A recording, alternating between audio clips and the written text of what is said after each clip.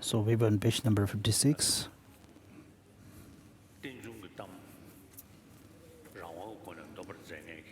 So Lord Buddha, who is someone who independently taught the teachings of Tibetan arising and who is the unsurpassable and undefeatable teacher of the world. So historically it has been about 2,600 years since he came to India. So though it is a long period since Lord Buddha came to this world, but the teaching of the Buddha is still very vividly practiced and practiced in this world, and also it's very relevant and helpful to people in one's daily life. Generally, even we can find, even in the scientific society, that religion is merely considered something to be followed by those who have only faith, and it's not something that can be scrutinized by reasoning or subject to investigation. But when they heard the explanations and the teachings coming from Lord Buddha, then they sometimes seems a bit surprised. And some of the scholars even say that the teaching of the Buddha is, in English, what we call is not religion, it is a science of mind. So whatever the case may be, in 21st century,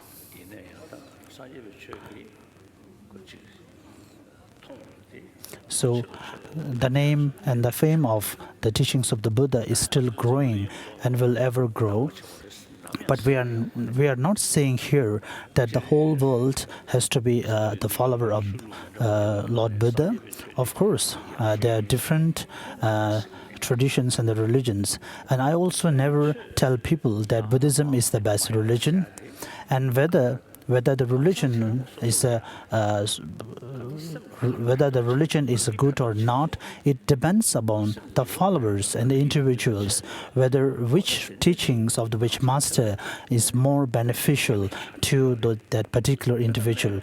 So whatever the teaching is more beneficial, that becomes the best teaching for them. So it's same as the medicine. So there is not like a universal medicine that can be cure for every illness and for every patient. So depending upon a patient and his illness, of course, also taking into account his physical natures, physical strengths, and all these things when you take together, so the doctor can only prescribe good medicine for that patient. So only taking into account all these factors, a medicine becomes suitable or best for that particular patient. Similarly, so we are never going to claim that Buddhism is the best religion in the world and that everyone has to practice Buddhism. But for us, we have been the followers of Lord Buddha, and we are Buddhist from our many generations. And Buddhism is the religion of the fathers and the forefathers. So therefore, it is suitable for us to be Buddhist and to be a follower of Lord Buddha's teaching. But in Western countries, they have their own native religions, such as Jewish and also Islam and Christianity and so on. But for them, I used to say that it is important that they embrace and practice their own religions and remain within the teachings of their own masters. So it is not easy to change a religion. And I used to say that the teachings of the Buddha, accordingly, we have to be a 21st century Buddhist. So in the past, we have been coming as taking into account the teaching of the Buddha as usual as a traditions and without subjecting to much investigation. But later now, when we heard, so if you follow in the same pattern for a long time, merely based on the faith, then if you hear many other explanations, then your faith may shake at that time. And as I described yesterday about the followers of the Lord Buddha's teachings are usually of two, the intelligent and the lesser intelligent one. So as we usually also speaks about the four realizances, that the person is not important, but the teaching is important, that it is something taught by a great master. So therefore, since this is taught by that master, so we have to accept it. So this is not possible.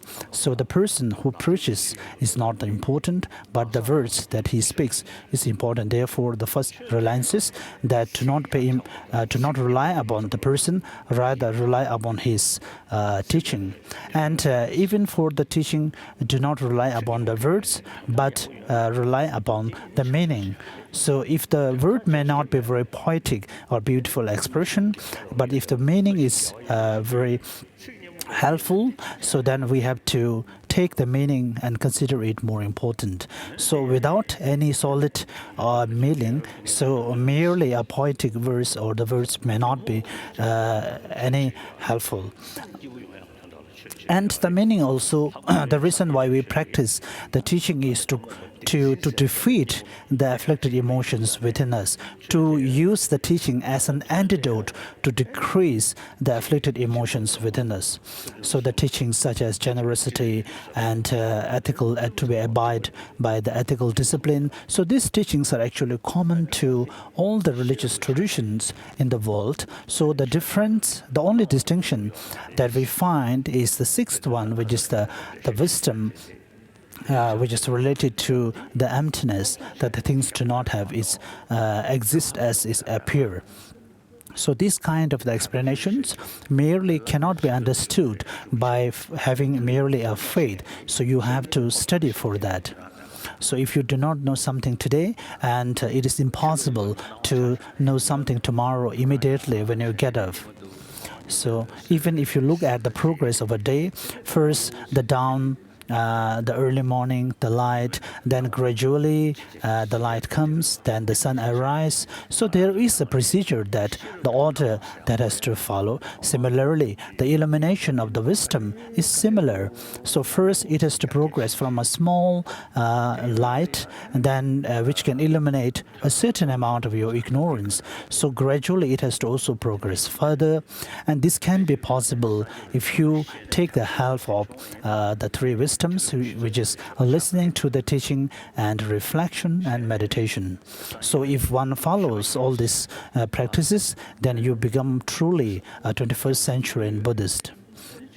Other than that, I have faith, I am doing my daily prayers, I am taking the Bodhisattva precepts. So, but when you are asked what is really the teaching, and if you cannot answer or cannot contemplate, then this is a kind of a repetition or redundant. And you usually recite, I go for refuge to the Buddha, Dharma, and Sangha. And you have to know what is the Buddha, what are the qualifications, definitions of the Buddha, Dharma, and Sangha. And within the Buddha that we usually go for refuge, what kind of the Buddha is that? Is that the Buddha that you are going to be enlightened, or is it another Buddha? So in this way, you have to investigate. So if you generate a faith based on which is grounded to such understanding and the wisdom, so if other people also brings misinterpretations to you, but your faith, which is grounded in the wisdom, will not be shaken. So therefore, the third reliance scheme, that the meaning should be also rely upon the definitive meaning rather than the provisional meaning.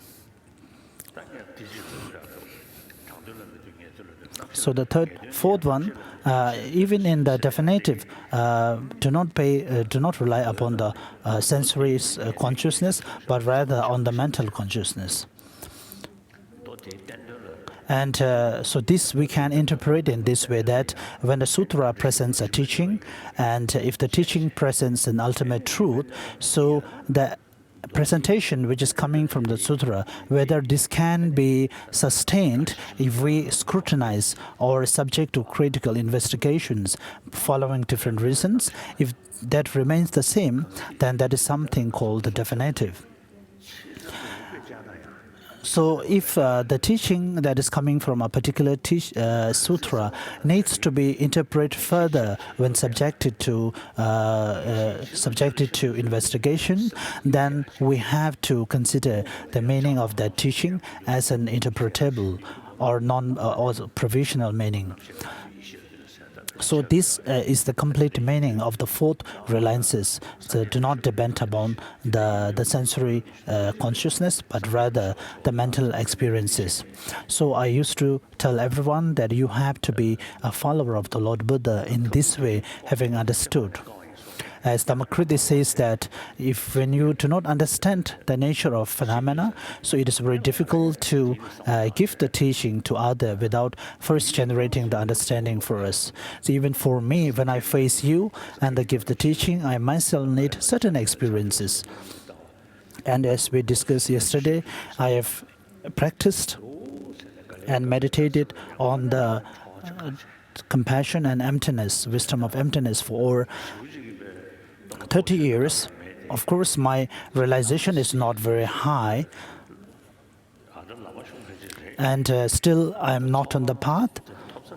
Sorry, I have a strength in my mind that if I work hard, I may be able to attain the first part of accumulation, and if my concentration level improves, I may be able to reach the second part, which is the preliminary part. Sorry.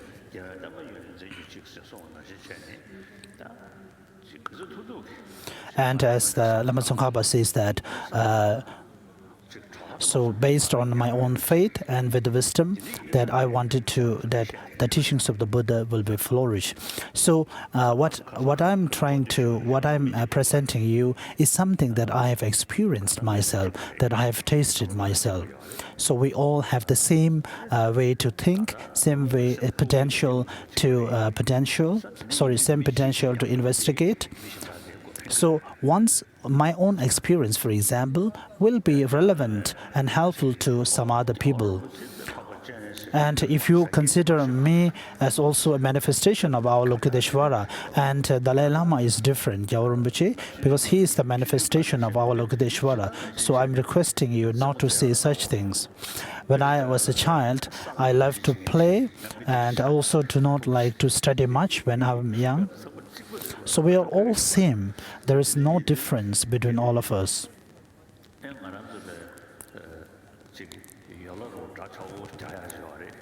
And usually we have a curtain, usually saying that in the perspective of the common students. So whether it is in the appearance of the students or whatever. For in my case, I as a beginner have worked really very hard to practice, and now when I'm old, so I can speak from my experience that it has to be built upon. And the teaching is also not about something merely that you express or merely that you debate. So it should be something that is related to your mind. As Lama Tsongkhapa says that first study the extensive sutras, then in the middle period contemplate and do reflection upon the meanings, and ultimately practiced the teachings day in and night. And these are all dedicated for the flourishment of the teaching. So even when you start studying your debate from the elementary school, so when you heard about the no self and those things, when you freshly start your debate class, so you should be able to take these instructions towards your own practice. And also the teachers, when you teach your students from the starting levels, of course they may not be able to practice and understand everything at that time, but you should lead them in a way that they will be ready. They can be ready for the practice when they grow up. So in this world, when there is a certain materialistic development in this world, and even from the scientific, we have to, the scientific innovations and developments also do not arise at one time. So the innovations and the developments and new scientific findings has happened through different experiments and investigations that takes months, days, years, and so on. So similarly, from our side, the practice and the realizations have to be followed in the same way. So it is the same. If you do not follow in such things, then of course it won't be any service to the teachings of the Buddha. Rather, it will be a shame to the teachings of the Buddha if we are not able to practice.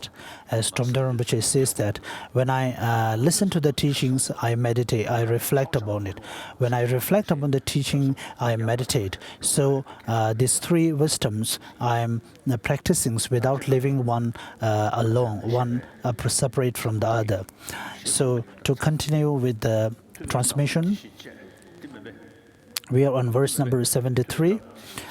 A Buddha too should always behave in this way. So Tibetan term Thupa is usually for enlightened, but in English it is written Bodhisattva here. Verse number 74, with respect I should gratefully accept unsought after words that are of benefit and that wisely advise and admonish me. At all times I should be the pupil of everyone. I should say well said to all those who speak well, and if I see someone doing good, I should praise him and be well pleased. His Holiness comments that if someone praises you, then you shouldn't feel too pleased. So if someone really praise your qualifications, then you have to rejoice that is really a kind of your own realizations. So there are the lamas and the masters. Of course, they first work very hard. Later, when they have many students, especially when they have many Westerner students, then they sometimes boast a little bit.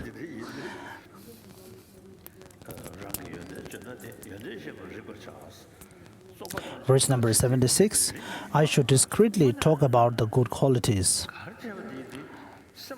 So whatever we do, it has to be something to satisfy our own mind.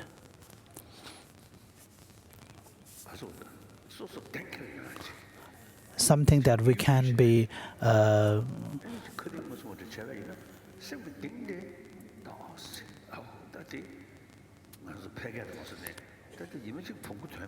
and if you have doubt that one day, so whatever my actings, whatever I speak or do, so may come out wrongly, or so therefore, if you do or everything, so with a very kind and in an honest way, so without lying and to anyone, so you will be really very proud, you're very confident, so you do not have to have any fear about that. So this will be very helpful. Verse number 76, if my own good qualities are spoken about, I should just know and be aware that I have them. All deeds are the source of a joy. They would be rare even if it could be bought with money. Therefore, I should be happy in finding this joy. So there is a cheese from the offering done by the Mongolian, and I have eaten it, so I think it's better to swallow it first.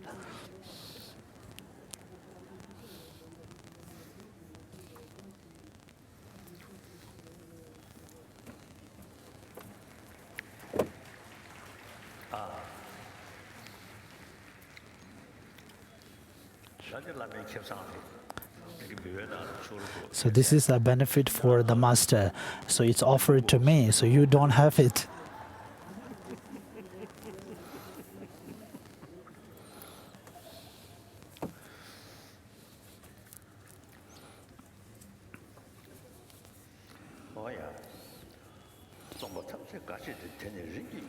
Continuously reading from verse number 77, all deeds are the source of a joy that will be rare even if it could be bought with money.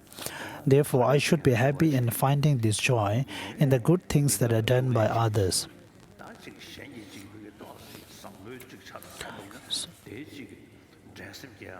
So if you see some positive qualities about other, then we should not be unhappy towards the others' qualities and others' well-being. 78 ಮಾಡಿದ್ದಾರೆ. So continually from 78, I shall suffer no losses in this life, and in future lives shall find great happiness. 79. When talking, I should speak from my heart and what is relevant, making the meaning clear and the speech pleasing. I should not speak out of desire or hatred, but in gentle tones and in moderation.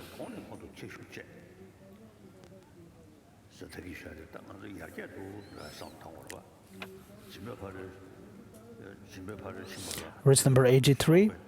The perfections such as generosity are progressively more exalted. So the first perfection, which is the perfection of generosity, so at the time of that we have to think about how we can progress further, and the ultimate is the perfection of the wisdom.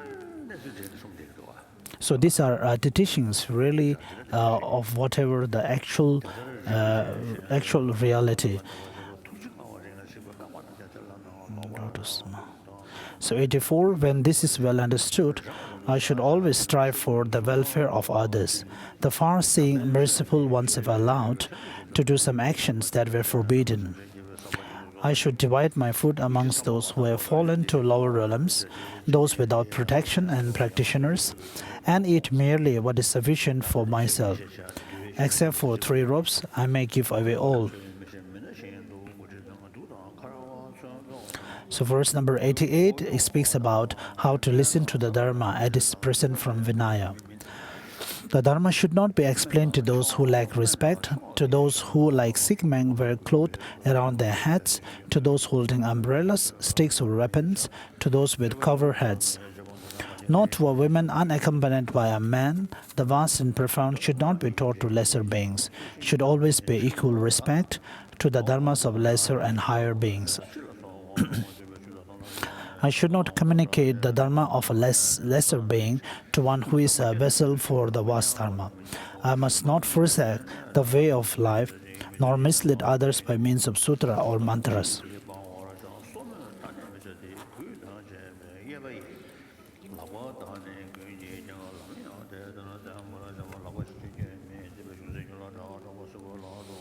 Verse number 95.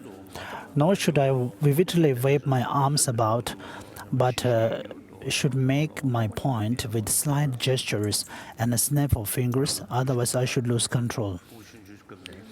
When we, since we're a child, when we study the science and the reasonings, and we study about the 4 changeable minds, and that the slave, the remorse, and the investigative, and so on. So if at that time we study that if you have generated a positive mind before sleeping, then your whole sleep will be a positive. So if you feel remorse to a positive action, then it will be that remorse will be a negative, but the remorse for a negative actions is a positive. So at the time of even studying the elementary level of the consciousness and the mind and the mental factors, at the elementary level, if the teacher could explain, at that time it will be beneficial. So at the time of sleeping also, if one can generate a positive mind before one goes to sleep, the whole sleep could be a very positive.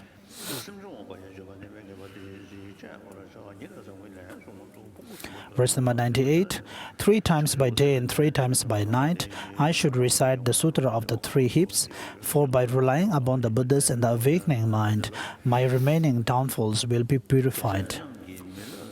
Whatever I am doing in any situation, whether for myself or for the benefit of others, I should strive to put into practice whatever has been taught for that situation. There is no such thing as something that is not learned by a concurrent. Is all in his comments.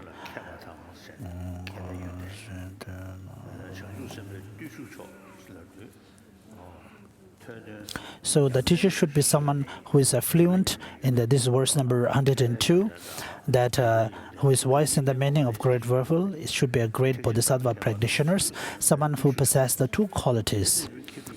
So that master who is who possesses the two qualities should not be forsaken even at the cost of one's life.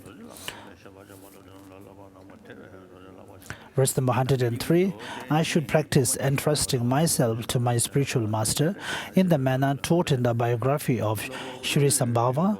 This and other advice spoken by the Buddha I can understand through reading the sutras.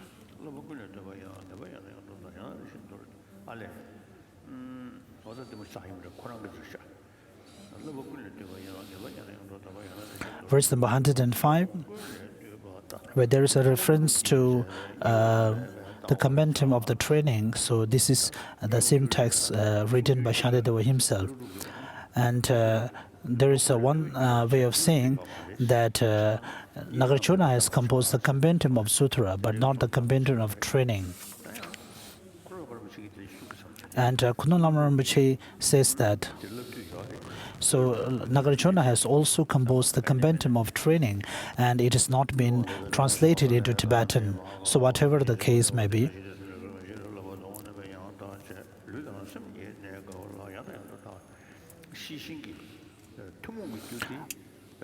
So the common cause of the vigilance is the conscientiousness and being mindfulness, and the unique cause is as it is stated in the verse number 108.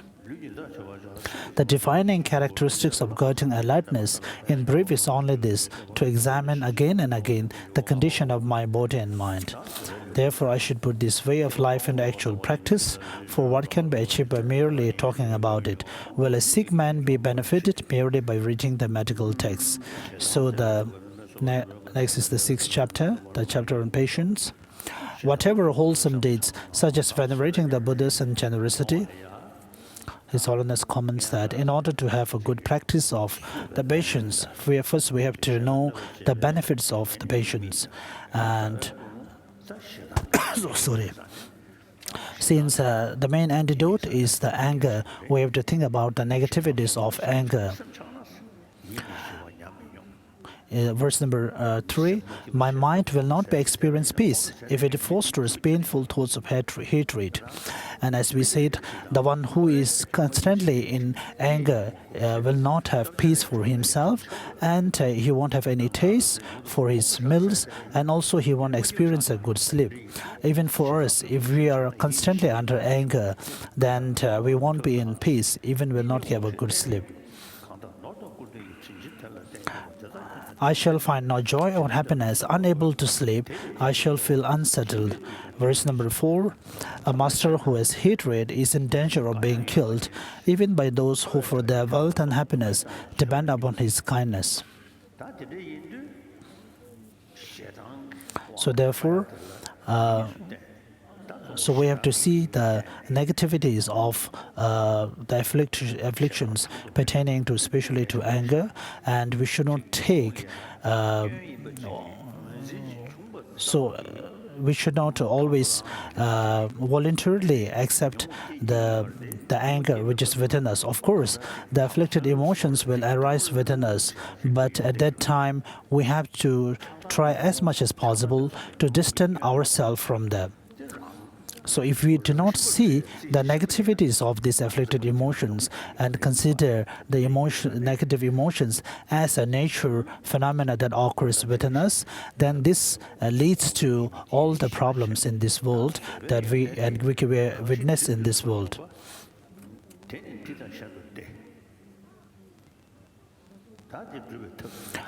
Verse number 6.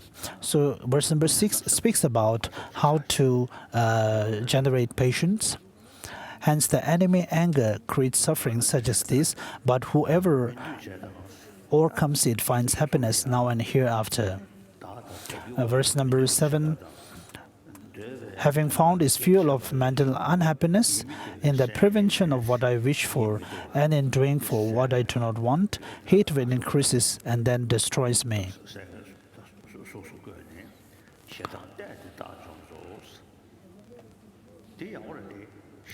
So this expression from the verse number 7 is very wonderful. Of course, when someone is under strong influence of anger, at that time, at that very moment, it is difficult to take the countermeasure.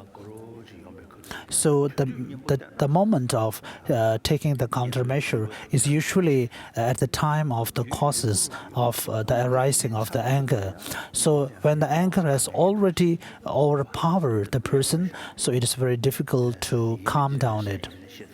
So this verse number 7 expression is very wonderful. And continue to verse number 8. Therefore, I shall totally eradicate the fuel of this enemy. And as we discussed yesterday, we have to work hard to stop the arising of the distorted meditations that actually give rise to the anger and the attachments. Generally, when we speak about the antidotes, we have those antidotes which actually eliminates the emotions, and usually the antidote that eliminates the afflicted emotions, for example, practicing compassion for anger and so on.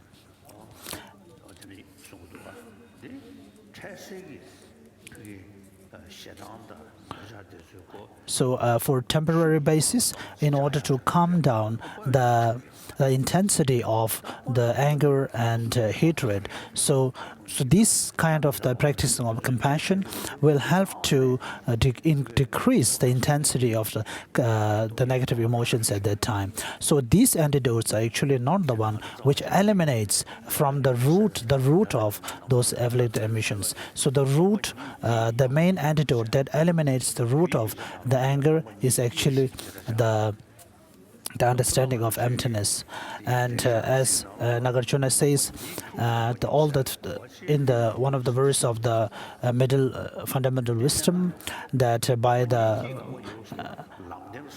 karma and the afflicted emotions, the negative emotions arise, and all phenomena dissolve into the emptiness. So in Tibetan interpretation, there is usually the two ways of interpretations, where one translation uses the agent verb, which emptiness acts as an agent to dissolve every phenomena within it.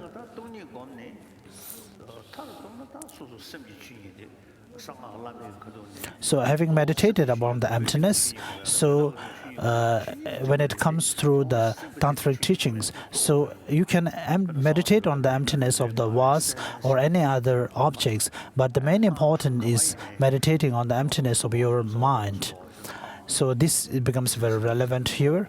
Even when you recite Om Subhava Shuddha Savadharma, Subhava Shuddhahang, so the meditation on this no self is usually the basis of that emptiness has to be the self, the very self, which belongs to you.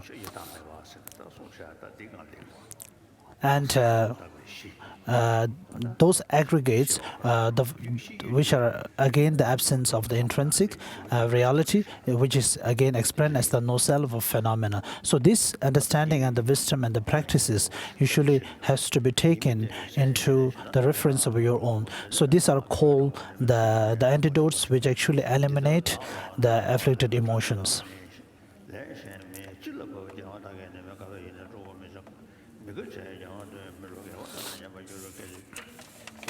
Verse number 10, why be unhappy about something if it cannot be remedied?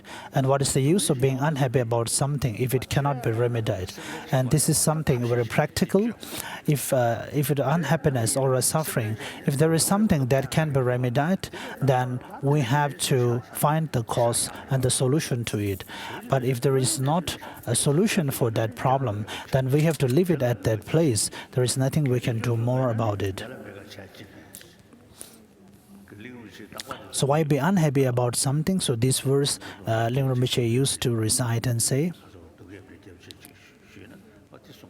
So when someone seeks advice about some pain or suffering to Ling Rinpoche, and Ling Rinpoche used to give the explanation based on this verse.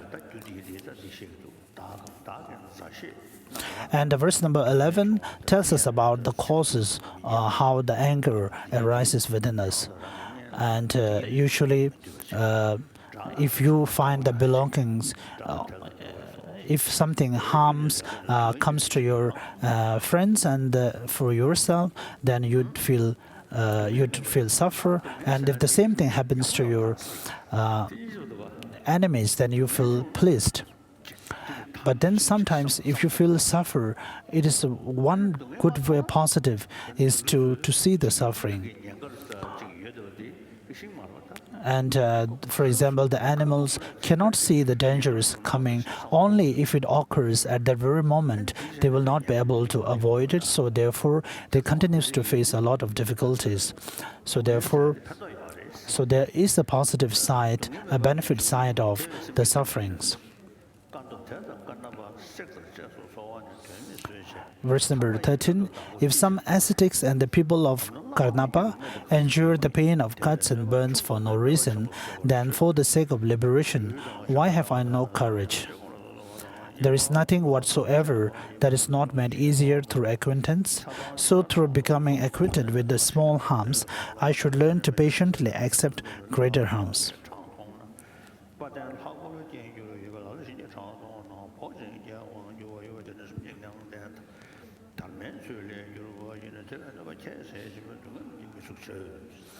Verse number 17, some when they see their own blood become especially brave and steady. Some when they see the blood of others faint and fall unconscious. These come from the mind, being either steady or timid. Therefore I should disregard harms caused to me and not be affected by suffering.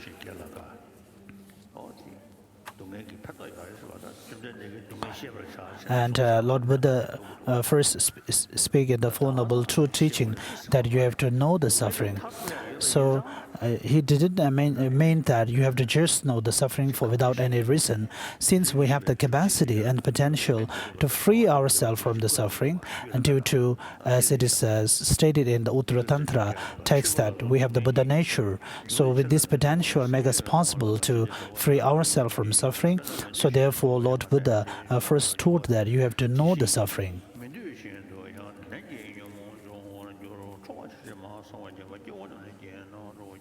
Verse number 23, although they are not wished for, these sicknesses arise, and likewise, although they are not wished for, these disturbing conceptions forcibly arise.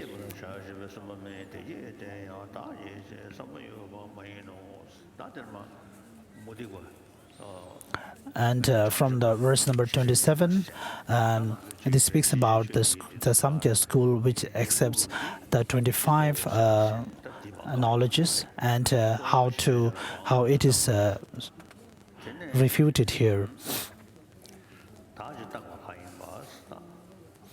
That which is asserted as primary substance and that which is imputed as a self. So the primary substance is the creator, according to the Samkhya schools. And Samkhya schools explains that when the beings do not understand that whatever that they experience and they see is not a manifestations or created by the primary substance, which is similar to a creator.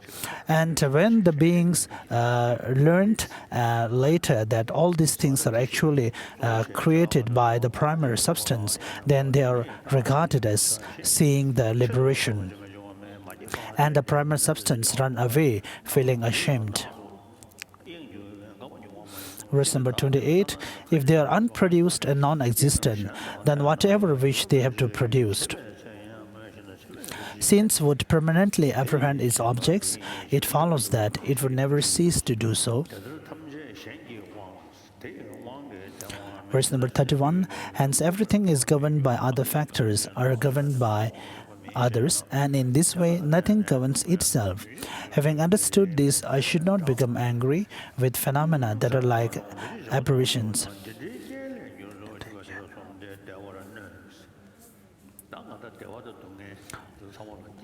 So all the happiness and the sufferings actually arise by cause and conditions.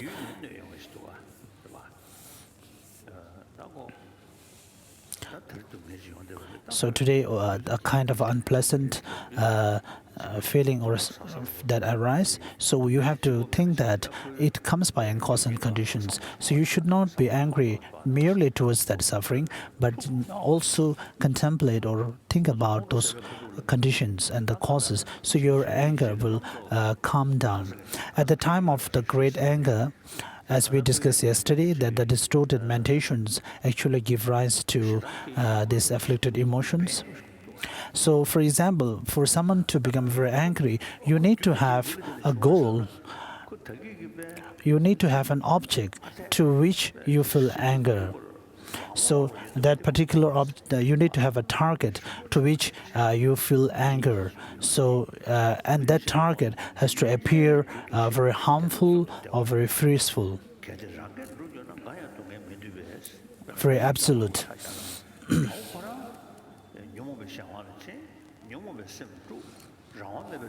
And you have to also know that the so-called enemy is also within the influence of his own afflicted emotions, and so there is nothing he can also do. So if you really want to get angry, so your anger should be towards that person, towards the distorted mandations and the anger which is present in so-called your enemy.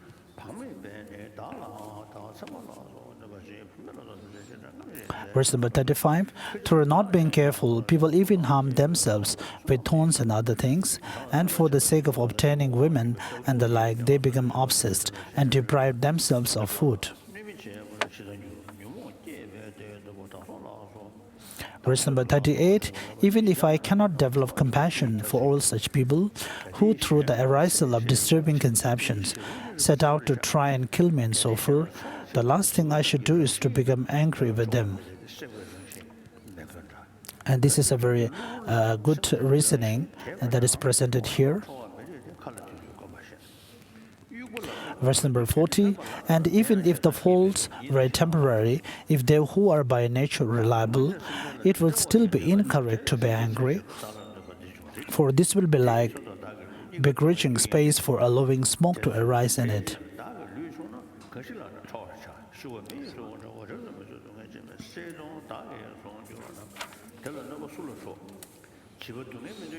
Verse number 43, both the weapon and my body are the causes of my suffering. So he gave rise to the weapon and I to the body. With whom should I be angry?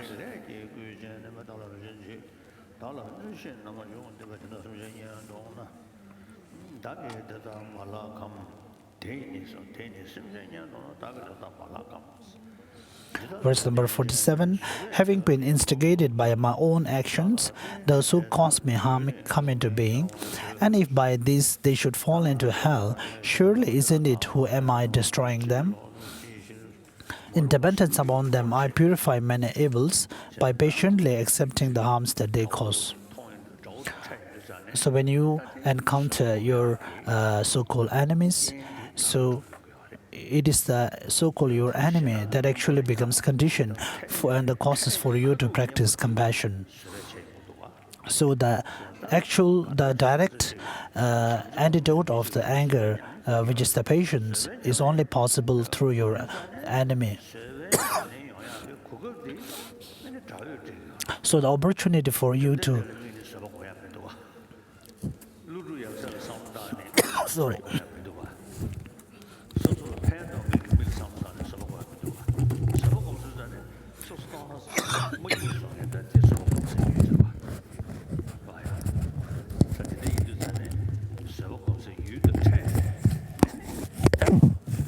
So you cannot practice patience in relation to the Buddha, nor the Nagarjuna, Master Nagarjuna, nor those who help you and benefit you, but someone or people who are actually harming you, and in relation to them, then you could actually practice patience. And I would like to tell a story here. One person was going on a round in Lhasa, And then there was a person who was sitting on the side of the path, and the first person asked what he was doing, and the second person said he was meditating on patience, cultivating patience. And then the first person said, in that case, eat shit. And immediately the second person, who was supposed to be meditating on patience, said, you eat shit. He retorted back. And so when we also are provoked when we are provoked, then we also become impatient. And so, therefore, in the practice of patience, those who are supposed to be provoking anger in you should be looked upon as your teacher of patience. And so you would actually be able to see that the person whom you are getting angry at does not actually have any independent existence. And so when you understand that, the anger will not just subside.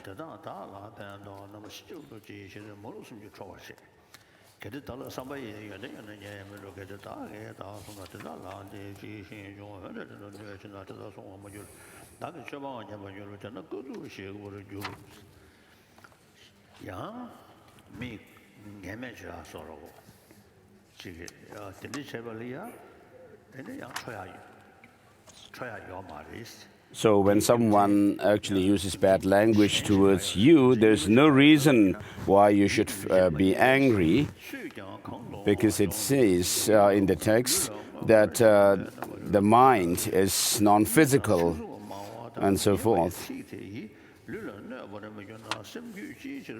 So if your body is not harmed by that, and why the mind would become angry at the person? Verse number 55.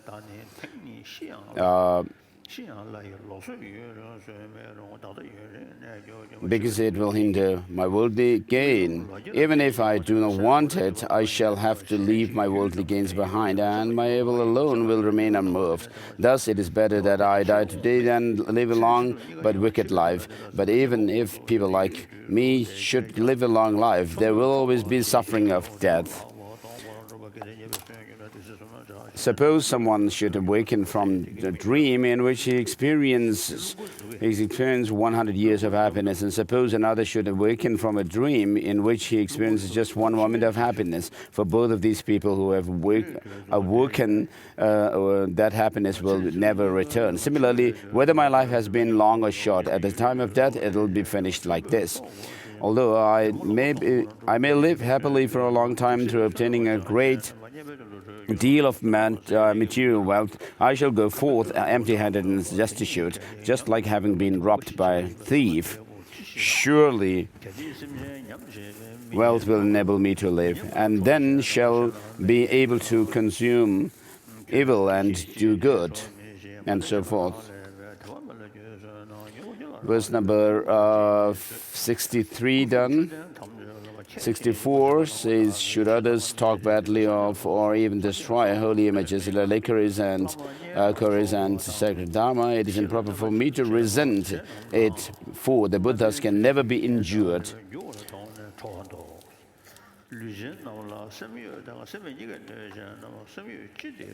I should prevent anger arising towards those who endure my spiritual masters, relatives and friends. Instead, I should see, as in the manner shown before, that such things arise from conditions. Since embodied creatures are endured by both animate beings and inanimate objects, why only here bear malice to the animate? It follows that I should patiently accept all harm.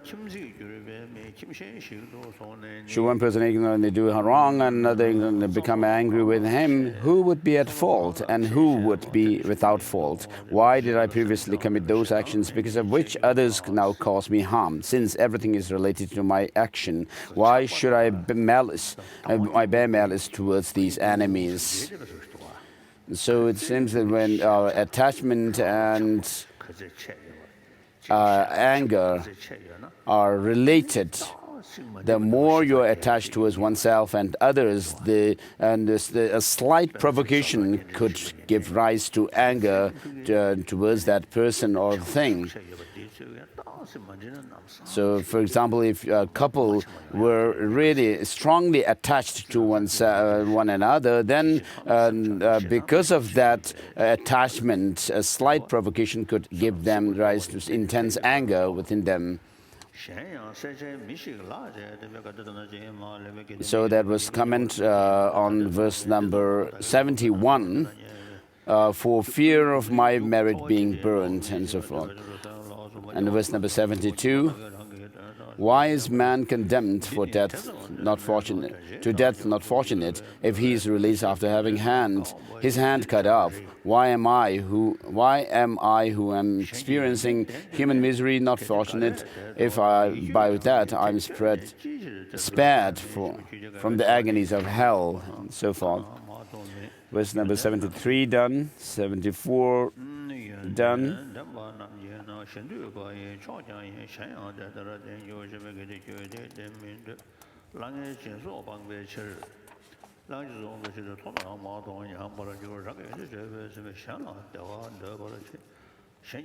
So 79 done. 80. Having generated the awakening mind through wishing all beings to be happy, why should I become angry if they find some happiness in themselves? Next verse says, if I wish for all sentient beings to become Buddhas worshipped throughout the three realms, then why am I tormented when I see them receiving mere mundane respect? If a relative for whom I am caring and to whom I must give many things should be able to find his own livelihood, wouldn't I be happy rather than angry? If I do not wish for beings to have even this, how can I wish for them to awaken? And where is there an awakening mind? In him who becomes angry when others receive things. What does it matter if my enemies, and so forth.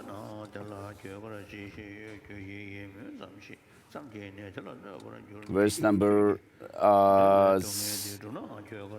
87, from there starts what is known in Tibetan as Bambo Nipa, second section or something like that, segment within the text. So when others praise you or do something good, it doesn't help you in the increase of your own merit and long life, longevity.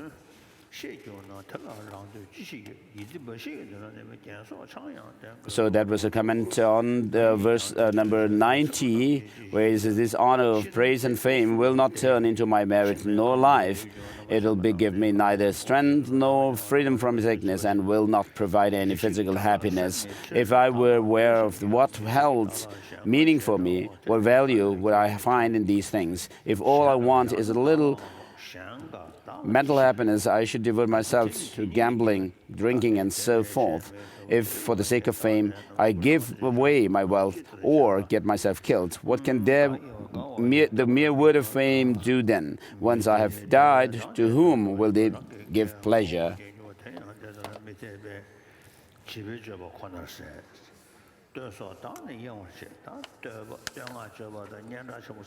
So verse number 98,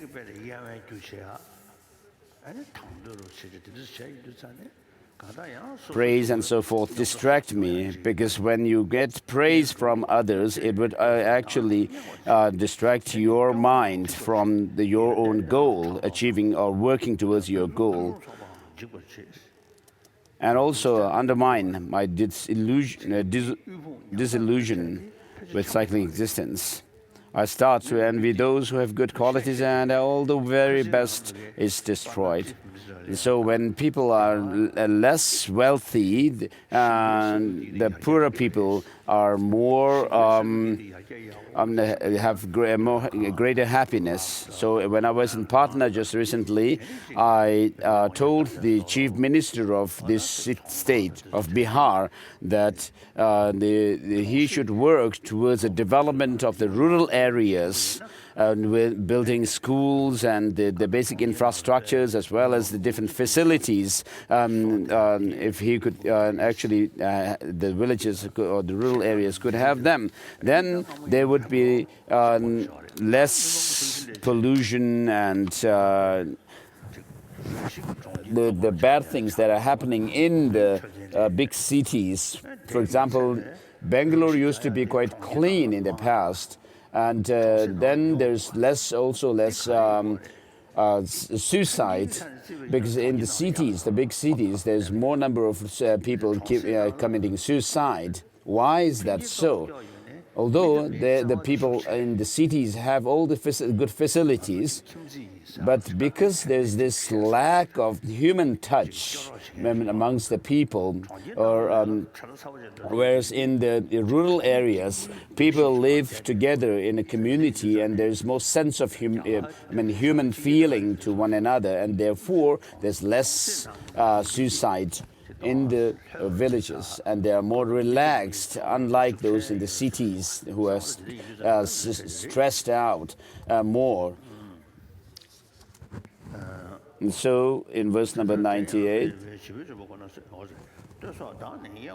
and I started and so forth. Therefore are not those who are closely involved in destroying my praise and the like.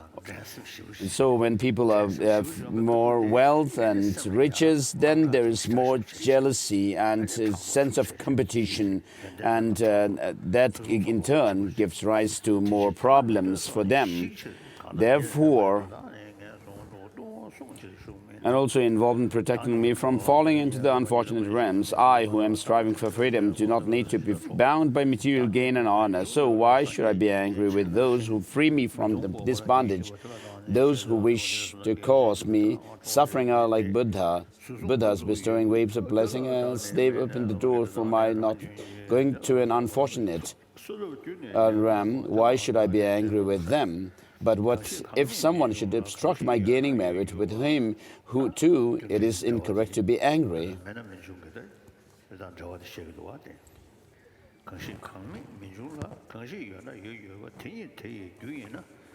And so verse number 104 shows the relationship between the cause and the effect, that the effect cannot arise without cause, and that a cause is indispensable for an effect. If without it something does not occur, and if with it it does come to be, then since the enemy would be the cause of patience, how can I say that he prevents it? A beggar is not an obstacle to generosity. When I'm giving something away, and I cannot say that those who give ordination are an obstacle to become ordained. So verse number 108 says, the very first fruit of my patience, for in this way he is the cause of it.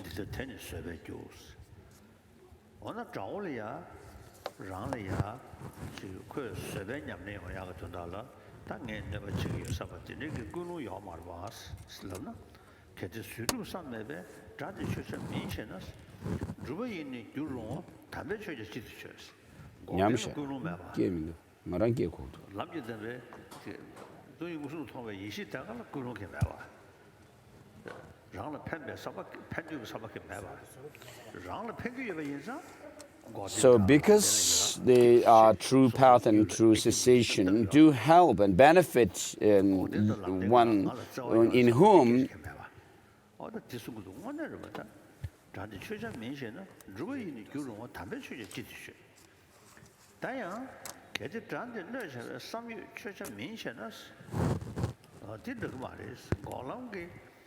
sorry, there was a problem in hearing His Holiness.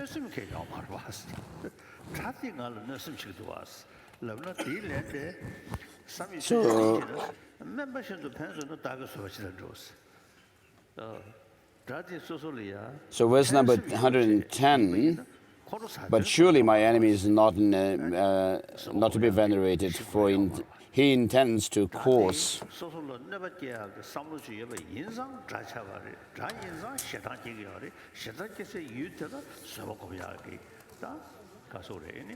So, of course, with regard to the enemy, the so-called enemy, that person who is someone who harms you, and therefore he or she is the person who gives you the opportunity to practice patience, and therefore you should feel happy to have that opportunity to practice patience.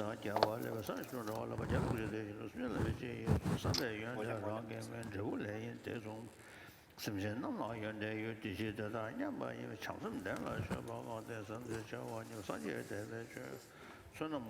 therefore it says, but surely my enemy is not venerated, for then he intends to cause me harm.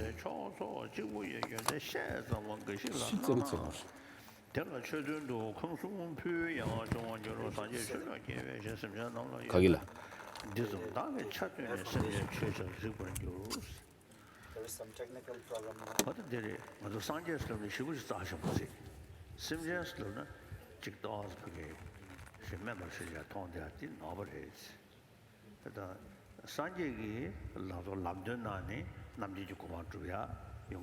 So the Buddha shows us the path to attain omniscience state. And another course for Buddhahood is the main cause is the cultivation of bodhicitta, of equalizing through equalizing and exchanging self and others. So we cannot practice cherishing others in relation to the Buddhas, but we can practice patience and in relation to sentient beings, and also in relation with regard to the wisdom of emptiness. We can practice them in relation to sentient beings, the poor sentient beings who have suffering. And therefore the sentient beings become precious for us. And so to reach Buddhahood, we have the sentient beings. Therefore, the text says, why do I respect the Buddhas and not the sentient beings? Because the 113 Buddha's qualities are gained from the sentient beings and the conquerors alike. So why do I not respect them in the same way as I respect the conquerors? I lost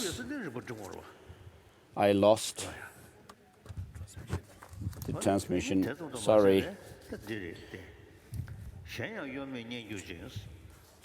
So His Holiness is reading through the text again.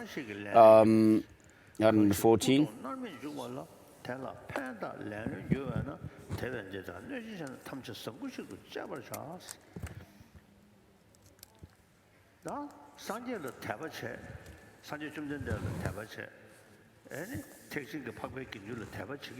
So if you actually have faith in the Buddhas and the Mahayana Sangha,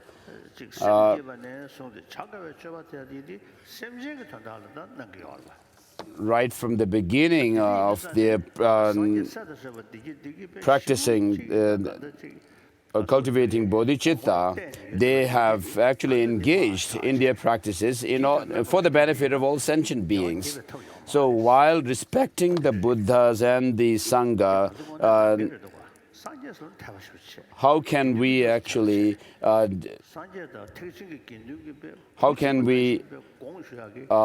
disregard the sentient beings and be indifferent towards them, those sentient beings whom the Buddhas and Bodhisattvas consider very precious? And so we have a notion that the Buddhas are someone who are to be worshipped, and the sentient beings are as if some kind of a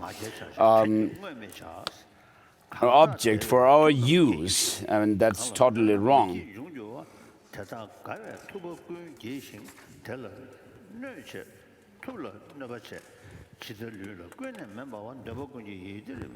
So verse number 122 says, because of their happiness the conquerors are delighted, but if they are harmed, they are displeased. Hence, by pleasing them I shall delight the conquerors, and by harming them I shall hurt the conquerors. Just as desirable sense objects would give my mind no pleasure if my body was ablaze with fire, likewise, when living creatures are in pain, there is no way for the compassionate ones to be pleased. Therefore, as I have caused them to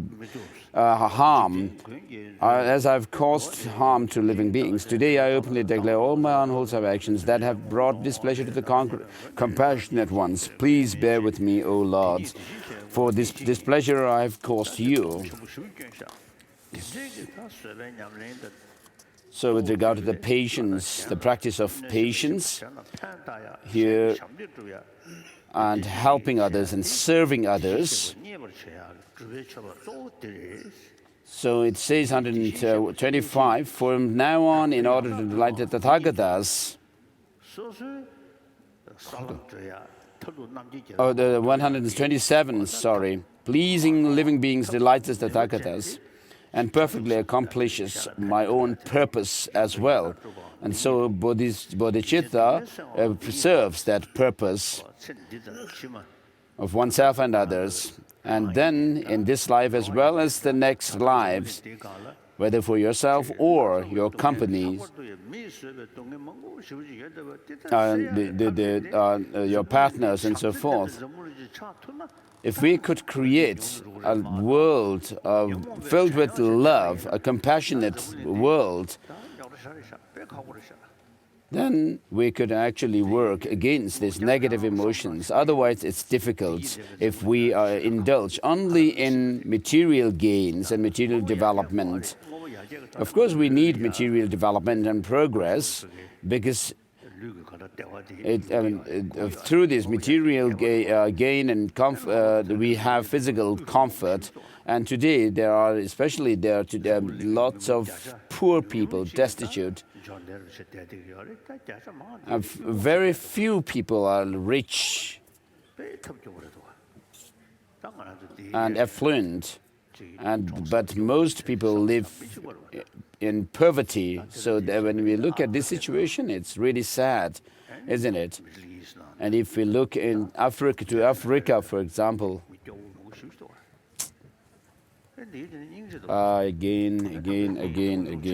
again.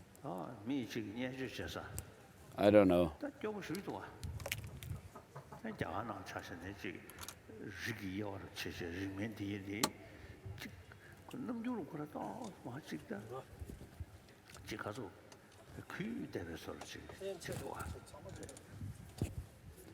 Can't hear anything. What's wrong?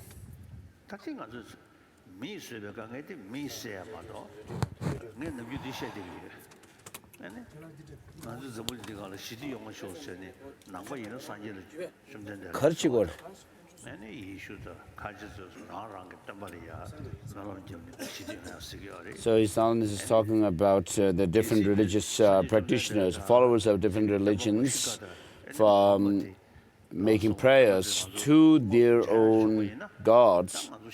Of course, we create lots of problems. If we have the opportunity to see these gods or Buddha and so forth, and ask them, please bring peace to the world, what would they say? Who actually destroys or disturbs peace in the world? And Buddha also would say the same thing. Who destroys peace in the world? So of course, it's human beings, us, who are destroying our peace of mind and peace in the world. And therefore, just making prayer to the gods on the part of the Christians and other theistic followers of theistic religions, and for the Buddhists to pray to Buddha and Bodhisattvas for peace in the world is not practical and realistic.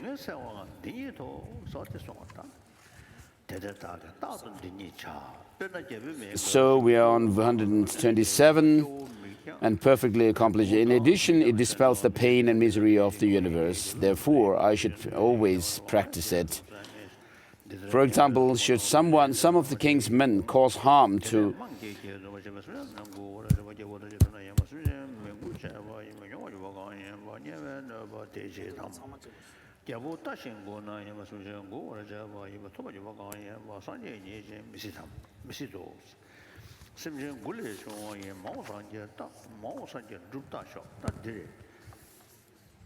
verse number 33. So if you are affectionate and kind towards others, human beings as well as other animals, it says, why do I not see that my future attainment of Buddhahood, as well as glory, renown and happiness in this very life, all come from pleasing sentient beings? So if you are kind and affectionate and compassionate towards others, you will be happy in this life. You will have a healthy life. And so it says, live alone.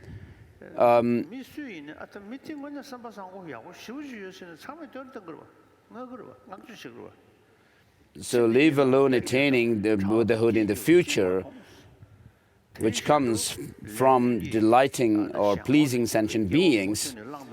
Even in this life, you will not have honor, greatness, and name.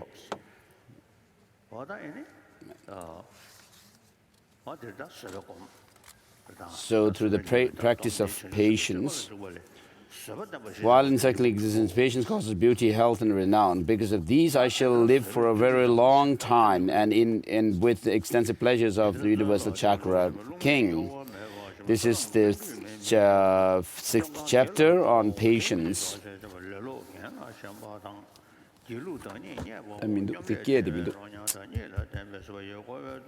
We are now chapter 6, having patience.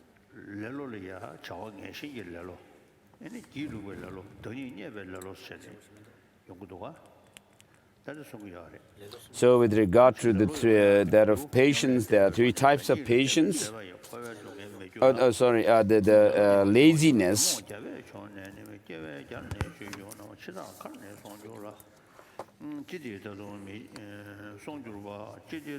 Having patience, I should develop enthusiasm for an awakening, for awakening will dwell only in those who exert themselves. Just as there is no movement without wind, so merit does not occur without enthusiasm. What is enthusiasm? It is finding joy in what is wholesome. Its opposing factors are explained as laziness, attraction to what is bad, and despising oneself out of despondency. So these are the 3 types of verse.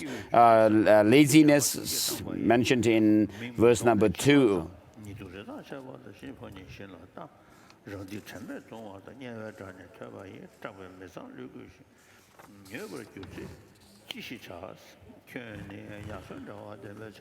So we are on verse number 11.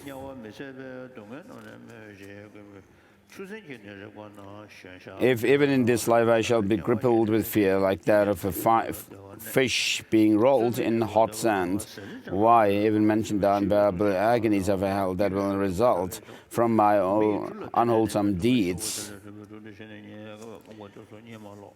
Verse number 14 says, relying upon the boat, this boat of a human body, free yourself from the great river of pain, as it is hard to find this boat again. This is no time for sleep, you fool. And so, with regard to verse number 16, it says, without indulging despondency, which refers to having the inner self-confidence, I should gather the support for enthusiasm. And so you need to gather all the forces to fight against this, and honestly take control of myself, and then by seeing the equality between self and others. I should practice exchanging self and others. So I should never indulge in despondency by entertaining such thoughts. How shall I ever awaken? How the Tathagatas who speak what is true have uttered this truth, if that they develop the strength of their exertion? Even those who are flies, mosquitoes, bees, and insects will win the unsurpassable awakening, which is so hard to find. So for us, as we have the Buddha nature within ourselves, which is the ultimate potential or the ultimate course within ourselves for attainment of Buddhahood. And so what obstructs us from attaining that goal is that of ignorance and the negative emotions and those of the obscuration to knowledge. But these can be overcome. So it says in verse number 19, so if I do not forsake the Bodhisattvas as way of life, why should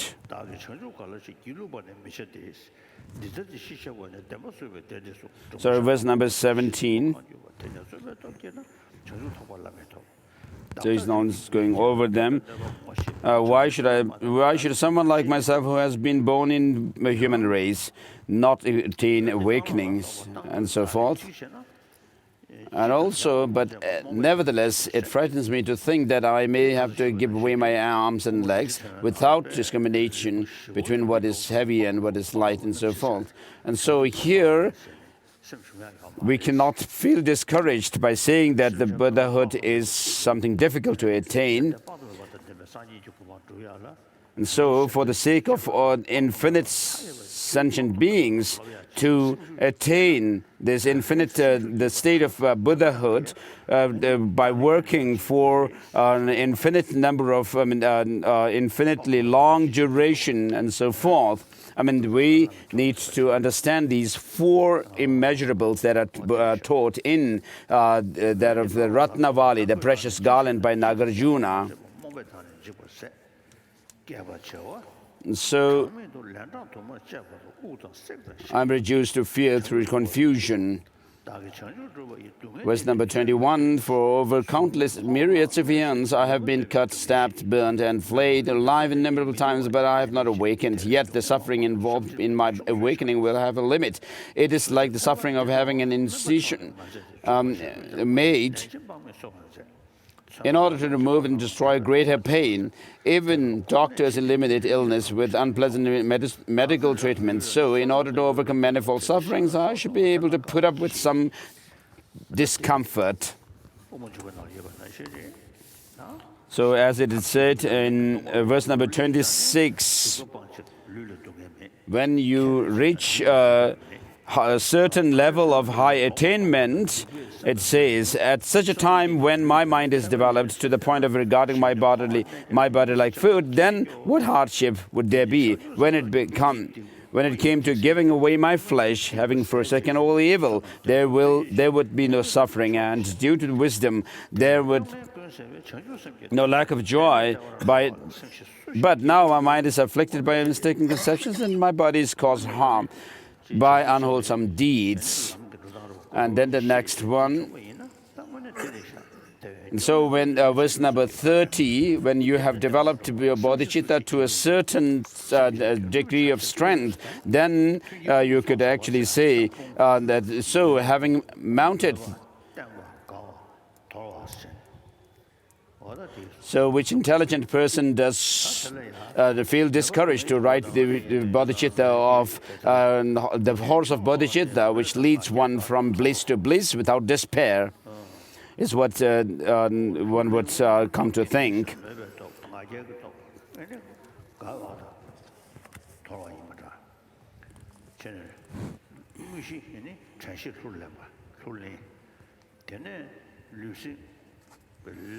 So verse number 31, it's the support and so forth. And verse number 32,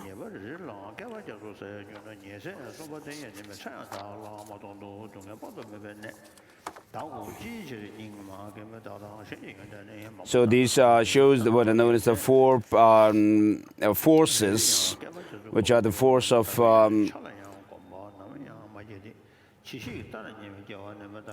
faith, force of pride, and then joy, and force of relinquishing. Thus, in order to increase my enthusiasm, I should strive to abandon its opposing forces, to amass the support of aspiration, self-confidence, joy, and rest, to practice in earnest, and to become strong in self-control. I shall have to overcome the boundless faults of myself and others. In order to destroy each of these faults alone, I may have to strive until an ocean of aeon is exhausted.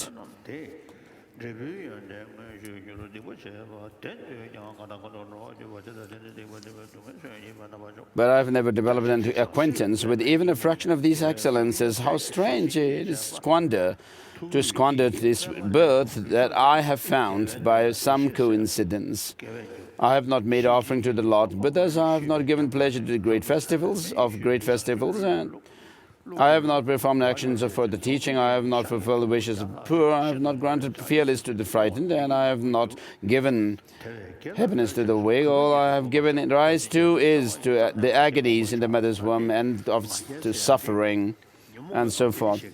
So here, when it comes to when it talks about this pride, it's not that kind of the pride as in negative emotions, but having self-confidence.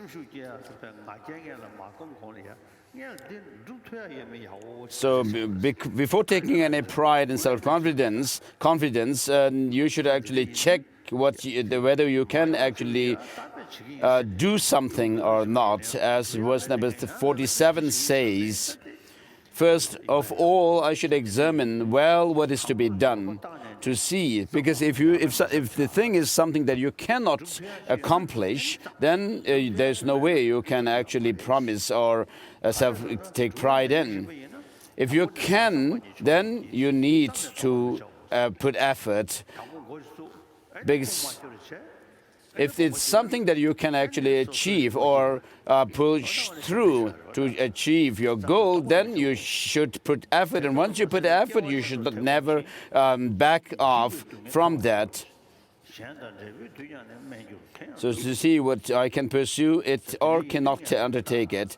If I may, unable to, it's best to leave it. But once I have started, I must not withdraw.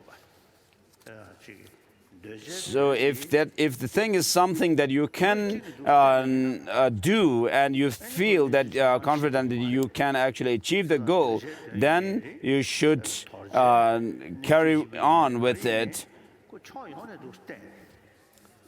So in order to see the reality of what you are thinking or to do, you need to look at the situation from many different dimensions.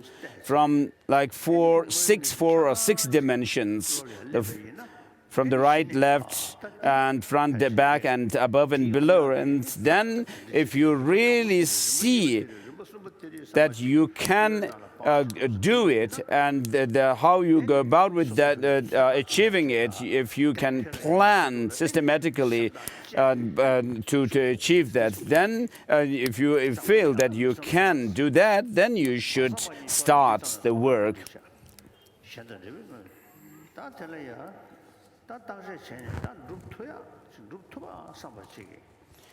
So having checked, and if you feel that you can do the thing, then you should have that pride of work, the activity or the work, and the pride of being able to do it. And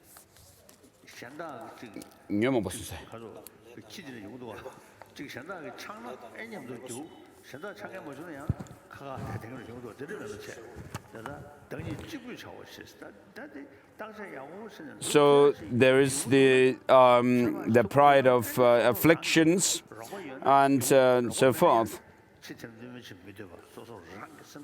So here the text says, thinking I alone shall do it is the self-confidence of action. So it's very important always to check whether you can do the thing, the thing or not before making any promise. You should not be like dogs barking when some other dog starts barking or howling, and then the others also start howling or barking at others. You should not be like that, but have the self-confidence that you can do it by yourself alone. So powerless, their minds disturbed. People in this world are unable to benefit themselves. Therefore, I shall do it for them. Since, unlike me, these beings are incapable.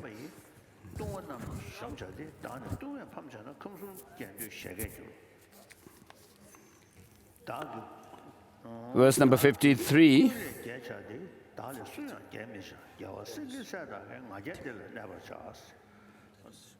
Verse number 54. And next is again the confidence or the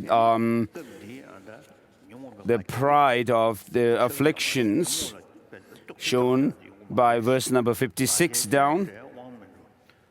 The verse number 57 down.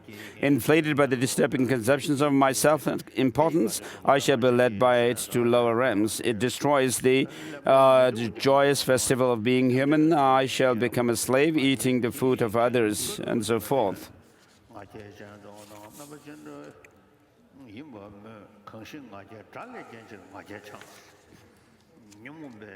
So verse number 59, whoever seizes the self-confidence in order to conquer the enemy of self-importance.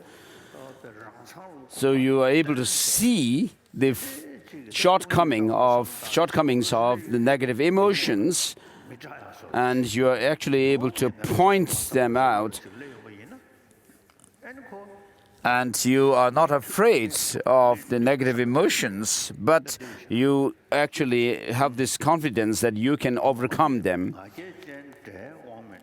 So you are not overpowered by them. They are not under the sway of these negative emotions. He is the self-confident one, the victorious hero. And in addition, whoever definitely conquers the spread of this enemy of self-importance completely wins the fruit of a conqueror, fulfilling the wishes of the world.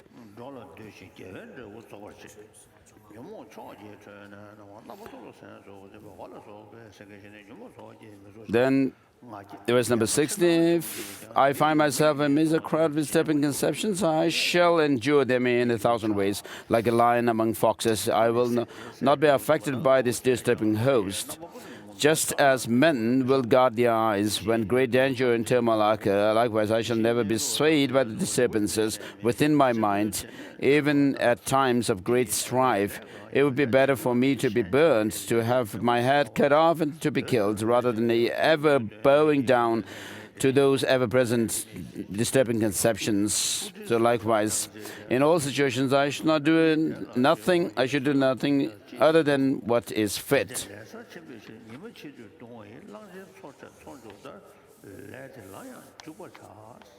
Verse number 66 finished. So you should have the inner strength and determination with self-confidence and courage that you would carry on with the work that you have pledged to do. And then the next verse relates to the power of abandoning, which means when you are too tired and weak to carry on, it's not going to be so good to carry on with the work. Until you have gained mastery and full control over your inner energy, you should not force yourself, push yourself to do, even when you are weak and tired. So that's So when my strength declines, I should leave whatever I'm doing in order to be able to continue with it later. Having done something well, I should put it aside with the wish to accomplish what will follow. So just an old warrior approaches the swords of an enemy upon the battlefront, so shall I avoid the weapons of disturbing emotions and skillfully bind this enemy. If someone dropped his sword during a battle, he would immediately pick it up out of fear. Likewise, if I lose the weapon of mindfulness, I should quickly retrieve it, being afraid of hell. Just as poison spreads throughout the body in dependence upon the circulation of blood, likewise, if disturbing conceptions finds an opportunity, unwholesomeness will permeate my mind. Those who practice should be as attentive as a frightened man carrying a jar full of mustard oil who is being threatened by someone with a sword that he will be killed if he spills just one drop. Just as I would be swiftly stand up if a snake came into my life. Likewise, if any sleep or laziness occur, I shall quickly turn them back. So we are finished with chapter 6.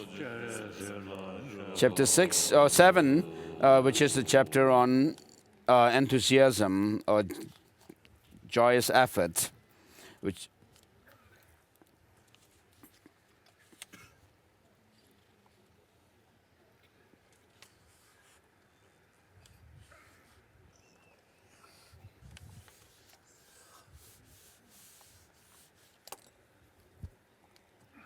가르치야 되냐. 뒤지기 껴게 지고 왔다 가지라.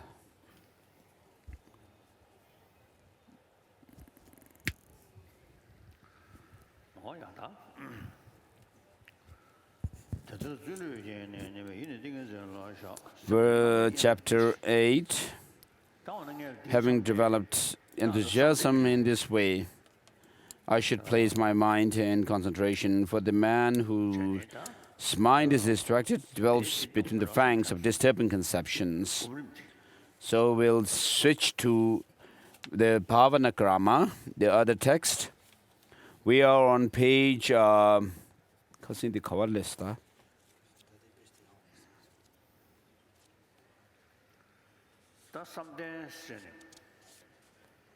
So with regard to the concentration,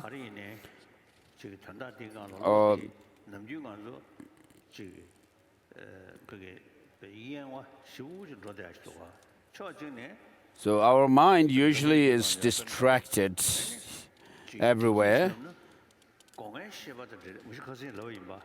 And in the world today, when people think about happiness, I mean, they usually think about sensorial pleasure, and sensorial pleasures are actually distractions. True peace of mind must come through mind on the basis of the mental consciousness. And so you need to avert or overcome that of the anger and so forth on the basis of the mind, not letting yourself be distracted by the sensorial experiences alone, but maintaining your focus, remaining focused in the mind itself. So, for example, in the morning, as soon as you awake and wake up from your sleep, your mind is not so clear, but you could just wash your face and freshen up yourself, and then sit down and do some meditation. Your mind will be fresh. In the afternoons and evening, the mind is not so clear like that in the morning. And so it's important to do meditation in the morning.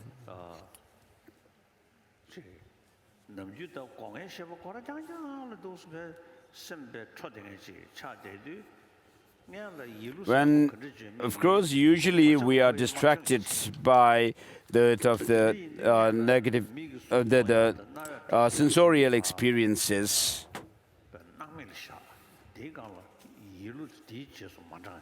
So what we need to try to do is not let ourselves be distracted by sound, signs, sight, and also different thoughts.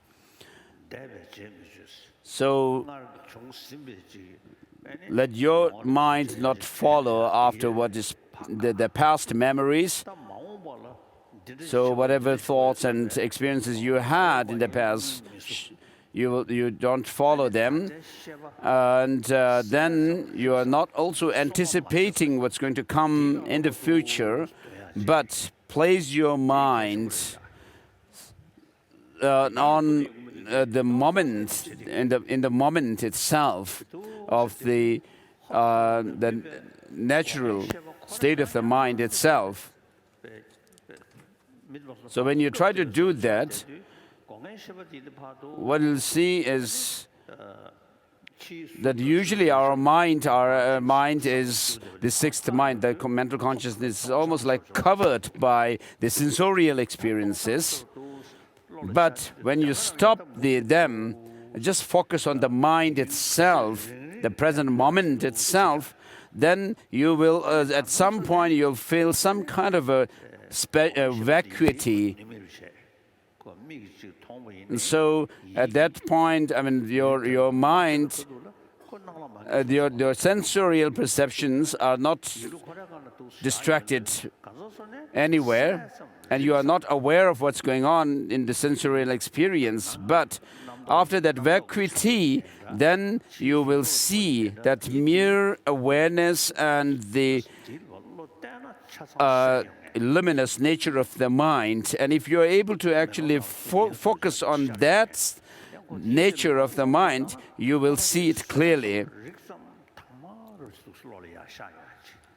So that clear, the clarity or luminosity and the awareness nature should be clear. I mean, you should have a clear idea of it and experience of it. And so in the introduction to the mind, you should be introduced to that. And for the concentration to develop concentration based on the mind, that's how you should go about with the practice. In order to be able to focus your mind single-pointedly, I mean, you could sometimes use the in and out breath, which is slightly subtler focus than the coarser focus than the mind itself, but slightly subtler focus or object than the external objects. And so you could just focus your mind on the breath, in and out breath itself, so that gradually it helps. It becomes a means to focus your mind single-pointedly on the object. So please look at the bhavana karama, the stages of meditation. We'll continue from where we left. So it's on page number 216 in the book. So after conventional awakening mind, after generating conventional awakening mind of Bodhisattva, and endeavor to cultivate the ultimate awakening mind of Bodhisattva.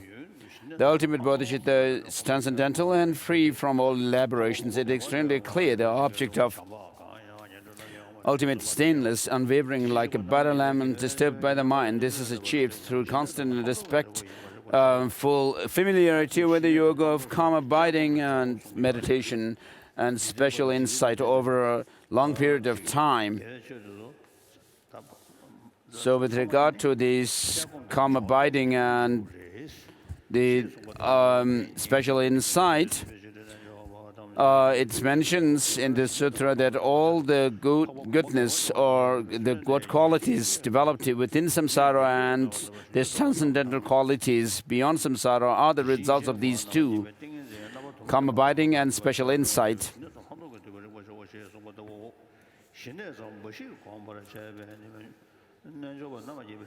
So the unraveling of the thought sutra says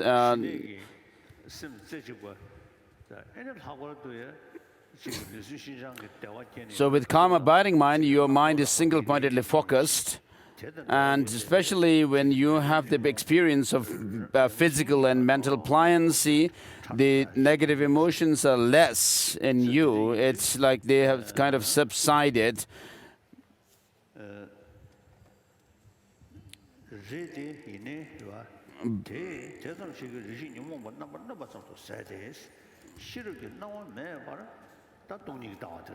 So without the light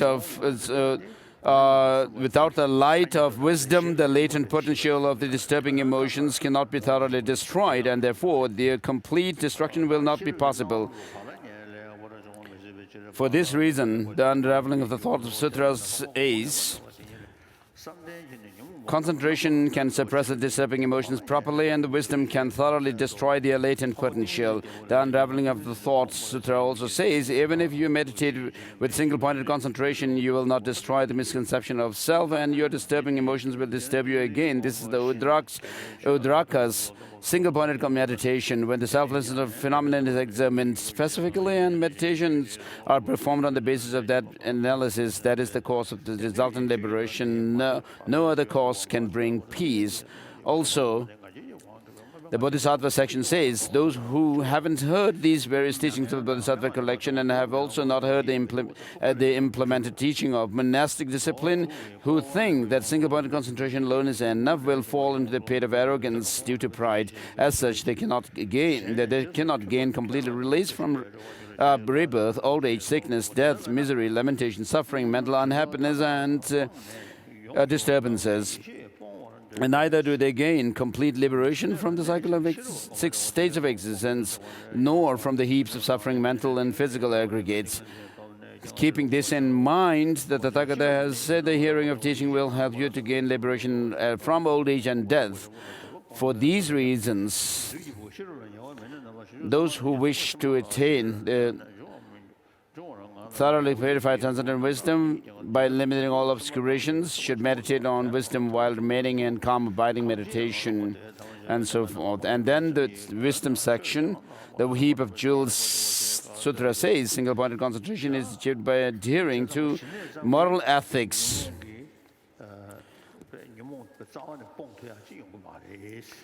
So mere single-pointed concentration, calm abiding, can overcome the negative emotions completely. The elimination of these negative emotions can be overcome by the wisdom, this special insight, or this penetrative insight. Yet, without the single-pointed concentration, this wisdom will not be able to, will not have the full strength to overcome the negative emotions. So a yogi's mind will be distracted to various objects if he cultivates only special insight without developing calmly abiding mind. It will be unstable like a butter lamp in wind, since clarity of pristine awareness will be absent. These two should be cultivated equally. Therefore, the Sutra of the Great Completeness, Transcendence of Suffering says, hearers cannot see Buddha nature because their single-pointed absorption is stronger and wisdom is weaker.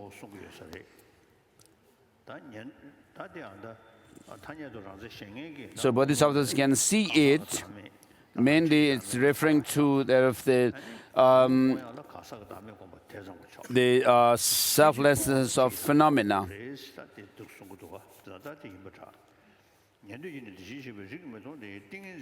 So what this the author is saying is that in order to overcome the obscuration to knowledge, you must realize emptiness or selflessness of phenomena, not only satisfying with the selflessness of persons.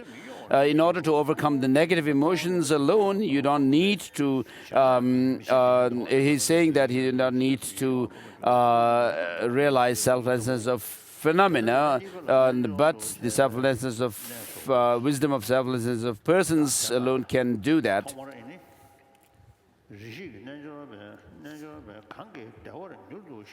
So, common prerequisites for meditating on calm abiding and special insight. Initially, the yogi who should seek the prerequisites that can assist him in actualizing calm abiding meditation, special insights quickly and easily. So, of course, calm abiding meditation and vipassana are shared with non-Buddhist tradition as well.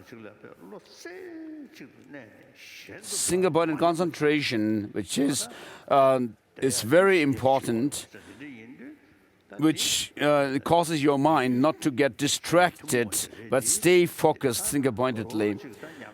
And therefore, although it is a shared quality,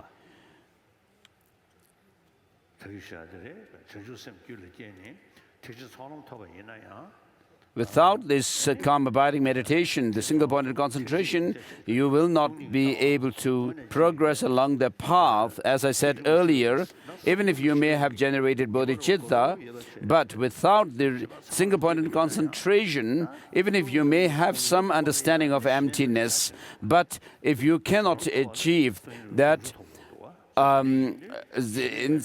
the experience, the meditative experience of emptiness, focused on emptiness, single-pointedly, you need to have single-pointed concentration.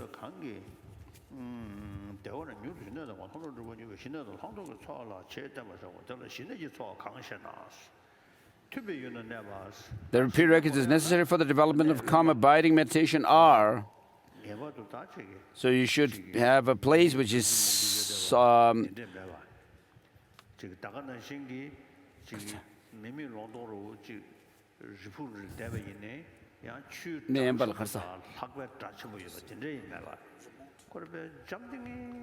live in a conducive environment where there's no, it's an isolated place and there is no disturbance with sounds and noise around you, because that sounds and noises, if there are too much noise, then that actually is a distraction to your concentration practice. So the place should be something which is a favorable place, to live in a conducive place, environment, to limit your desires and practice contentment, not being involved in too many activities, maintaining pure moral ethics and fully eliminating attachment and all other kinds of conceptual thoughts. A conducive environment should be known by these 5 characteristics: providing easy access to food and clothes, being free of evil beings and enemies, being free from diseases, being containing good friends who maintain moral ethics and who share similar views, and being visited by few people in the daytime and with little noise at night.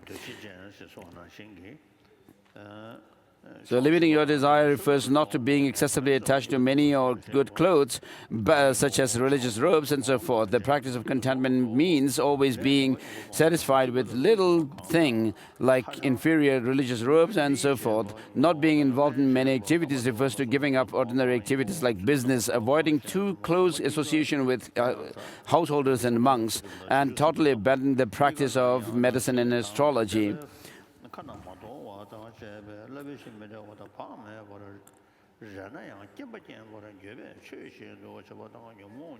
Even in the case of statements, that is, a transgression of the hearer's vows cannot be destroyed.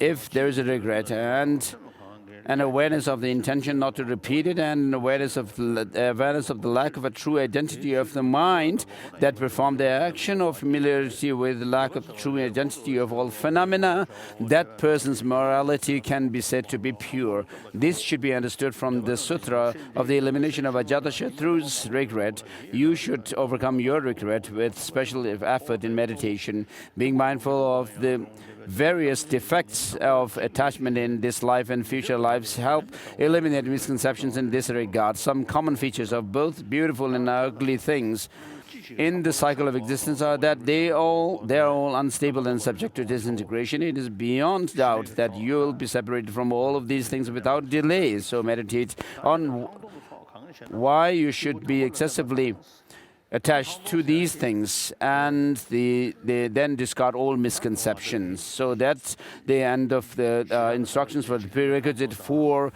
single-pointed concentration, calm abiding. And then the next is prerequisites for special insight. And here, of the two types of the special insight, one mundane and the other supramundane. This refers to the supramundane,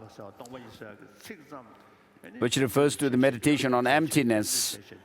It's not enough, and of course, you will not have the insight into emptiness just by repeating selflessness or emptiness, but you need to actually familiarize your mind with these.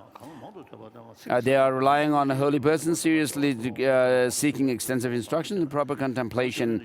What type of holy person should we rely upon? One who has heard many teachings, who expresses himself clearly, and who is endowed with compassion and able to withstand hardship. What is meant by seriously seeking extensive instruction? This is to listen seriously with respect to the definitive interpretable meaning of the 12 branches of the Buddha's teaching. The unraveling of the Thought Sutra says, not in listening to superior beings' teachings as you wish is an obstacle to special insight. The same Sutra says special insight arises from its course, correct view.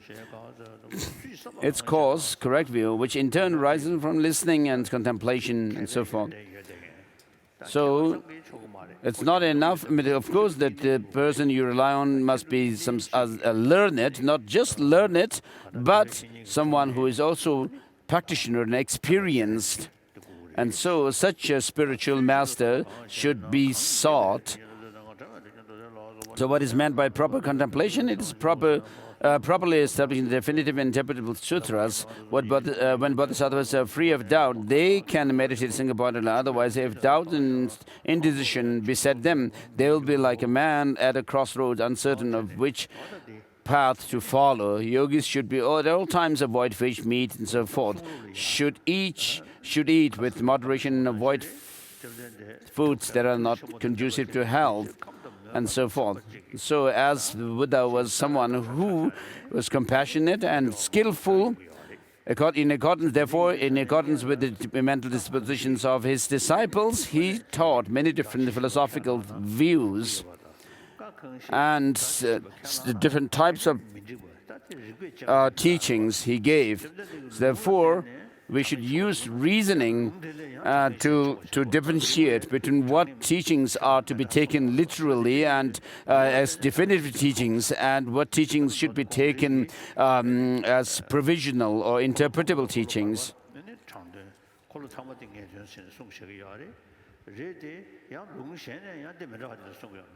So in the case of, for example, the differentiation between the definitive and the provisional sutras, according to the Sandhi Nimochana Sutra, the Sutra Unraveling the Thought, it says that the first two turnings to the wheel of Dharma teachings are provisional, and then this sutra itself is the definitive teaching. But therefore, you cannot rely on scriptural quotation alone to differentiate between this provisional and the definitive teachings. You should use ultimately the reason to make that distinction.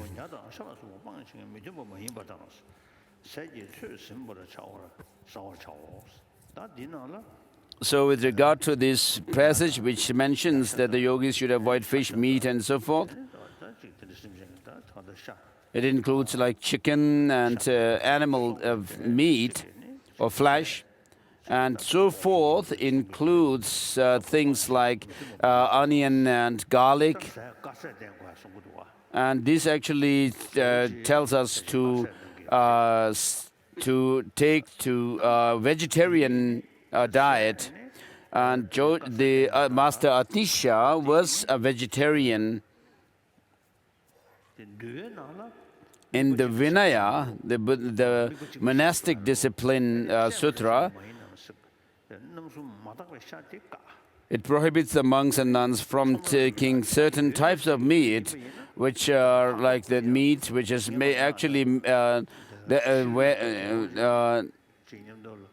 given to you with you alone with you in mind, if the person has killed it, the animal, that kind of meat should not be eaten. And once I met a Sri Lankan monk and had discussion about vegetarianism and non-vegetarianism, and he said that Buddhist monks, bhikshus, are neither vegetarian nor non-vegetarian, because since the monks go on alms round begging for food from others, they should accept whatever is offered to them by the sponsors, the benefactors. They cannot demand to give this or that. And so, therefore, this is what is followed in Sri Lanka and Thailand, where the monks go for begging. With their begging bowl, they go to beg food. So when I was in Thailand, I also joined a group of monks. They walk barefoot, and it was quite hot. And in the daytime, when you have to walk on the hot road path, it would actually burnt my feet. So in any case, they have such a wonderful practice of Vinaya, monastic discipline. So this is from the point of view of the Vinaya, whereas in sutras like the passage to Sri Lanka, it prohibits practitioners from taking meat or flesh. In China and also in certain Buddhist monasteries in Japan, there is this tradition of vegetarianism. But sometimes geographical locations also make difference. For example, in Tibet and Mongolia, particularly those people living as nomads, they don't have pastures, or when they filled agricultural field as such, and vegetables don't grow in the high altitudes much, and therefore the people take meat. And so this is the custom.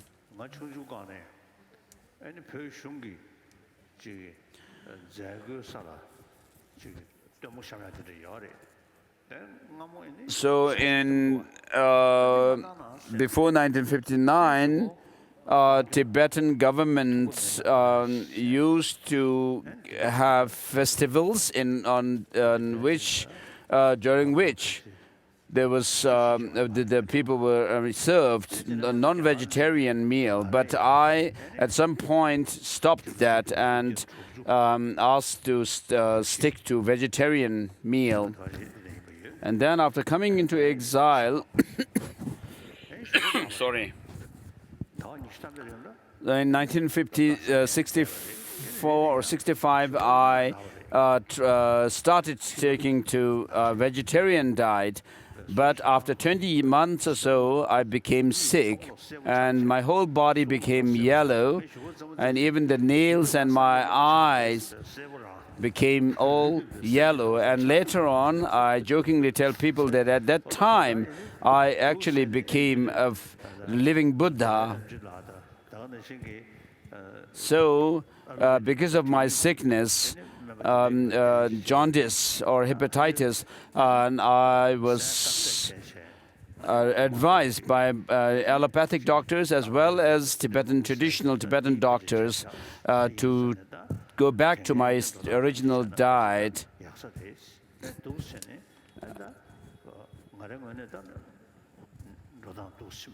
So I followed their instructions. Non-vegetarian meal.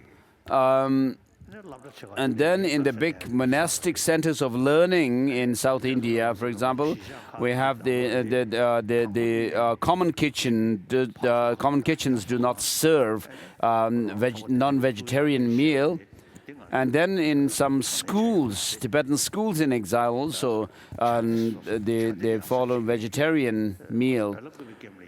So with regard to fishery, pig farming, and poultry farm, we didn't right from the beginning have pig farm and the fishery. But in Bailakupi, one of the Tibetan settlements in South India, in Karnataka, the Tibetan settlement started a poultry farm. And at one time I asked them, what do they do once the hens stopped giving eggs? And there was no clear answer. And so there was this risk of taking the life of these hens once they stopped giving. And so I actually told them that if it's for economic purpose and livelihood, if it's indispensable for you to have this poultry farm, you should keep it, otherwise get rid of it. And so in communities like monastic learning centers, people are having a vegetarian meal these days, but individually, whether people want to follow vegetarian or non-vegetarian meals, it's up to them. So even in Tantra, in the lower Tantra, like Kriya Tantra and Charitantra, you have vegetarian meal, whereas in the highest yoga Tantra practice, for the offering of the dakyas and dakinis and so forth, there is the recommendation of taking, offering meat and alcohol and so forth. And then by extending that kind of a logic, we have taken to non-vegetarian meals.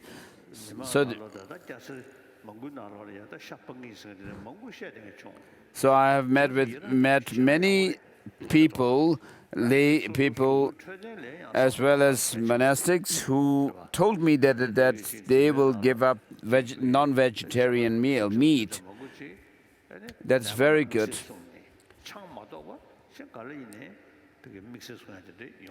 So even in the case of monastic discipline, except taking alcohol, the monastics, when they become weak and sick, the Buddha has actually asked them, allowed them to take certain meals, and even after lunch and so forth. And so you have to see the pros and cons of these situations.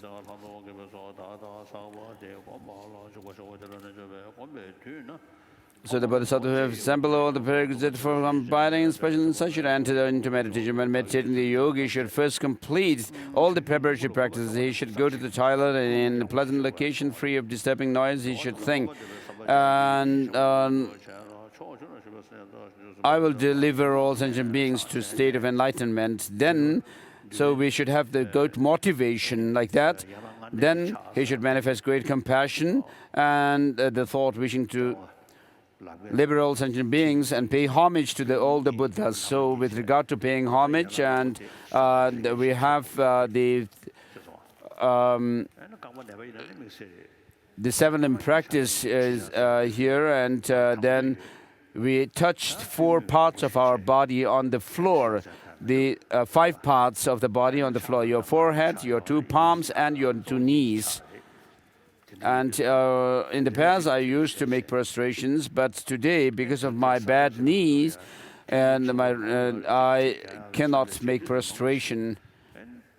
And then during when we were constructing this mandala for the Kalachakra initiation, there are lots of things I needed to do, but because of my problem with my knees, I didn't stand up, and because any time, a lot of times, otherwise I need to stand up to make the mandala and then sit down and do that over and over again. I didn't do that. I just sat, and I really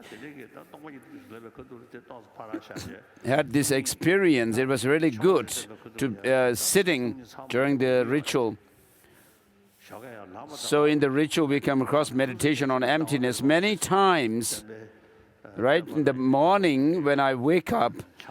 For example, I recite this verse by Master Nagarjuna in Mula Madhyamika Karika, which says, I pay homage to the Gautama who out of his compassion, moved by his compassion, taught us the sacred Dharma to rid us of all distorted views.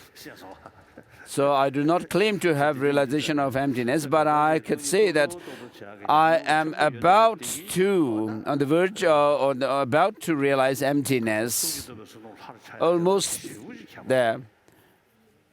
And so it helps for me to, when I generate myself into a deity, I mean, it helps to do that from within the perspective of emptiness. And so this experience was that I was able to focus on the ritual itself as the monks were going through it, and then I could have quite good clarity of the visualizations.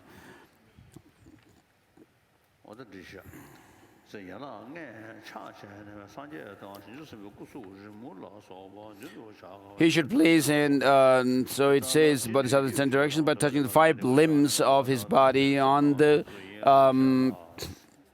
ground, 5 parts. He should place an image of the Buddha and Bodhisattvas, such as painting in front of him and in some other place. So having done the 7-limb practice, then it says, then he should sit in the full lotus posture of Vairocana, or the half lotus posture on the comfortable cushion. So regarding the Vairocana posture, so you could do the full prostration or the half prostration, I mean the posture, for half lotus posture, sorry. So if you sit full cross-legged position, it actually helps your concentration as well. It's your clarity of your meditation is much better if you sit cross-legged. So your legs are in this Vajra cross-legged position, and then your hands, right hand on top of your left hand, palms up, and then you touch the tip of the thumbs of your hand and put it at the navel point, just 4 finger widths below the navel, and then straighten your spine and leave your lips and the teeth not naturally, and those who are elderly people without teeth would have to do whatever they have to. And so the tip of the tongue touches the upper palate. There's it helps. I have some friends, some of them are Westerners. It's been 40 years or so, having done meditation, having been meditating on bodhicitta and so forth. So they are able to stay focused on one object, single-pointedly, without distraction, for 3 hours or so. So though they are not doing any dissolution meditation of the dissolution process as such, but because of the focusing, the mind being able to focus their mind single-pointedly, they could also experience the different dissolution processes.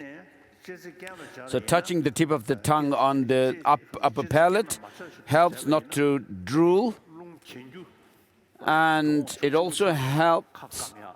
It helps not to dry up your mouth, not to have dry mouth, which happens when the upward moving wind runs too strongly.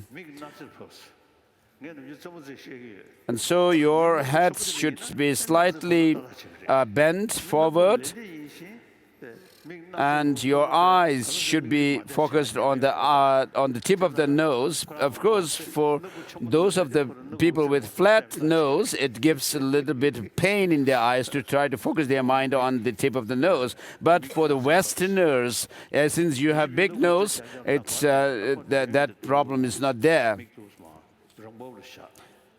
So even if you are not focusing your mind on the tip of the nose, you just look down and place your gaze naturally in front.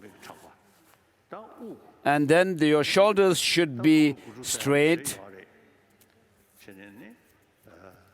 And then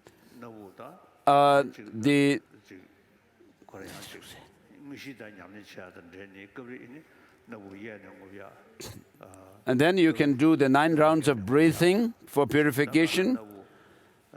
So you breathe in first from the right nostril 3 times like that, pressing the left nostril with your right index finger.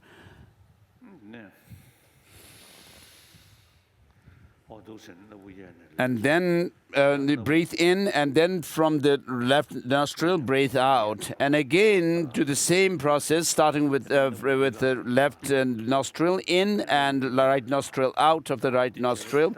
And then from both the nostrils, in and out 3 times each. So when you do the practice of the channels and the wind energy and so forth, you should do this.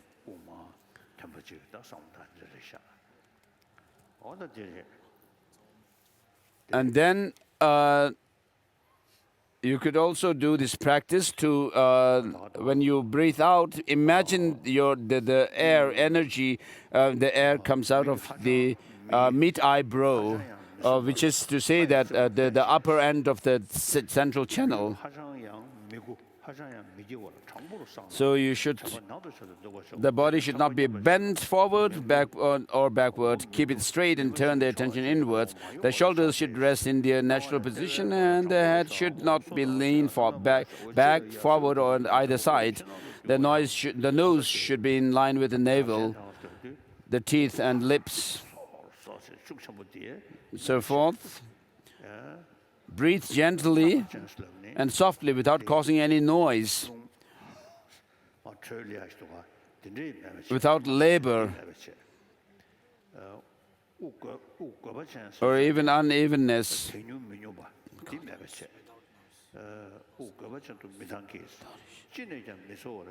Inhale and exhale naturally, slowly and unnoticeably.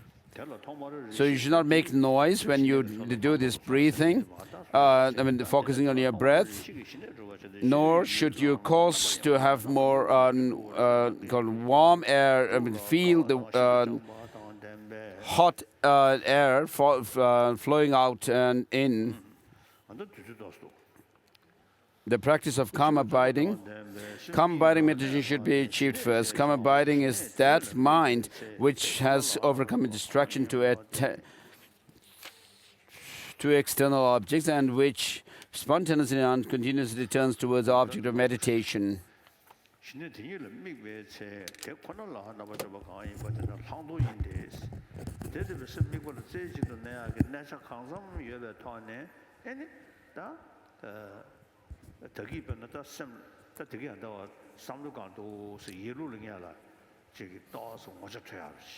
So before we were talking about the meditation, and when we meditate on shamatha meditation, so the object or the focus of meditation is actually to be actualized through mental thoughts, not through sensory. So it has nothing to do with the sensory mind.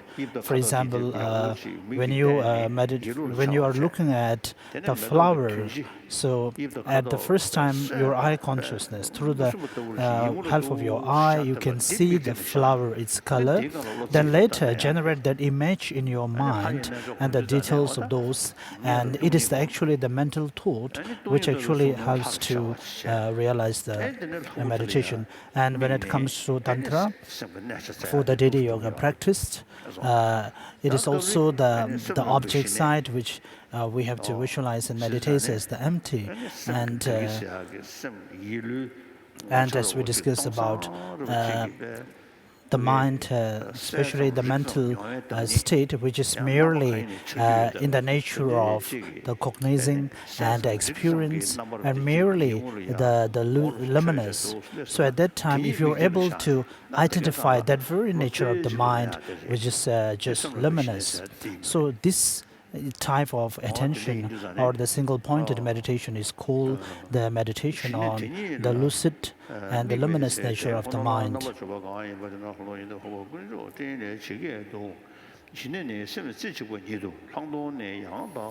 Continuously reading, that which properly examines suchness from within a state of calm abiding is special insight. The Cloud of Jewels Sutra reads, calm abiding meditation is a single-pointed mind. Special insight makes specific analysis of the ultimate. Also from the Unraveling of the Thought Sutra, Maitreya asked, O Buddha, how should thoroughly search for calm abiding meditation and gain expertise in special insight? The Buddha answered, Maitreya, I have given the following teachings to Bodhisattvas. Sutras, melodies, praises, poetic and prophetic teachings versus specific instructions, advice from specific experiences, expressions of realization, legends, bird tales, extensive teachings, marvelous teachings, established doctrine and instruction. Bodhisattvas should properly listen to these teachings, remember their contents, train in verbal recitation, and thoroughly examine them mentally. With perfect comprehension, they should go alone to remote areas and reflect on these teachings and continue to focus their minds upon them. They should focus mentally only on those topics that they have reflected about and maintain this continuously. That is called mental engagement.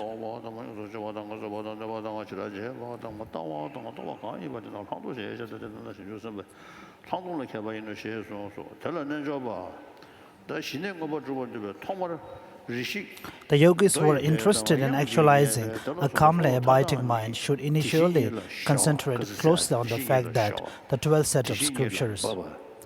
And as we discussed before, for someone who wants to actualize the shamatha meditation, has to practice the path that is grounded on the very suchness of the thing.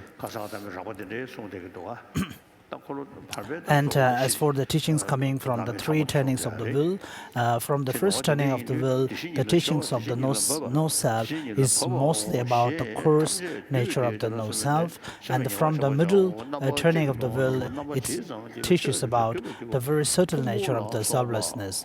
And there are also instances where the third turning of the will also teaches about certain part of the no-self.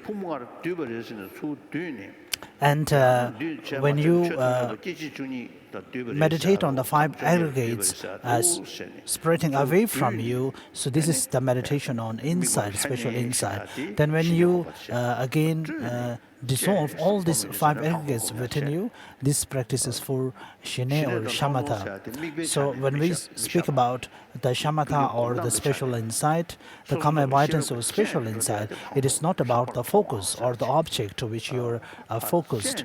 It is about the wisdom that has whether the potential to investigate or not, and the kind of the attention or the mind which sits on an object without straying away to any other thing is called the single-pointed meditation.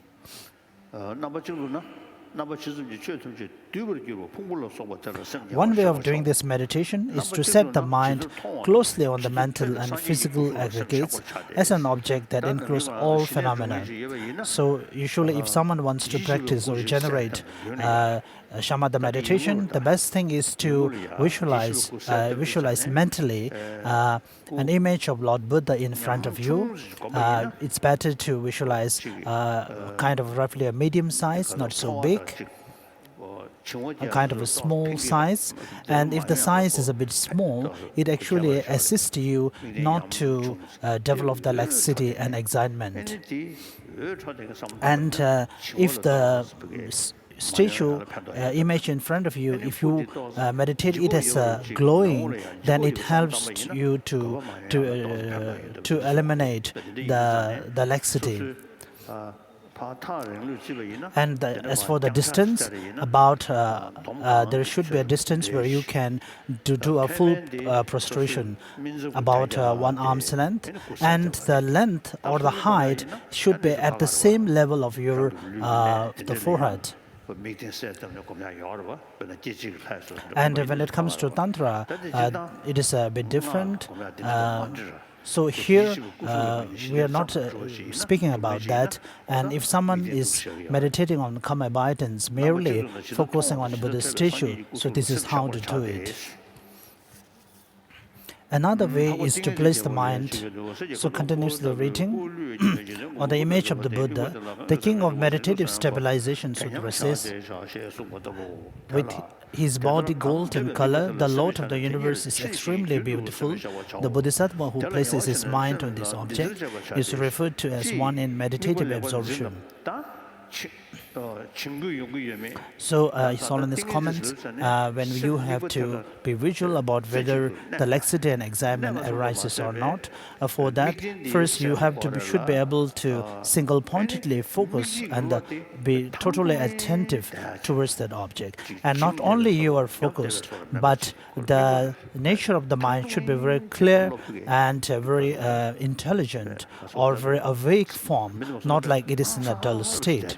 So, for example, take the case of a person who is ready to do anything, so he should be very vigilant.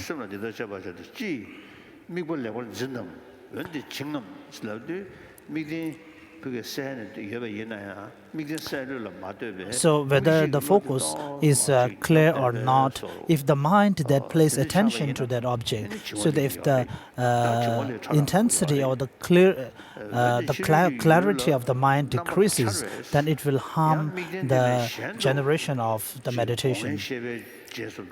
And also, if you stray away from your main attention, for example, following your 5 sensories, also even the straying or the distraction can be even positive thoughts, which is not related to one that you are focused at that moment. So all this kind can be sources of distraction for you, which is here referred to as the excitement.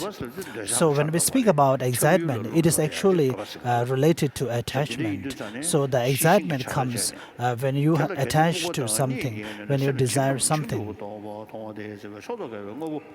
If continuously reading, if the mind is found to be dull due to sleepiness and mental torpor, and how does the laxity arises is when you are on low self-esteem. So at that time, we have to encourage our mind. And one have to do is to see positive qualities, to see good qualities about things. So if you contemplate about these positive qualities and rejoice, then the nature of the mind can arise towards a more positive, and so laxity will not arise.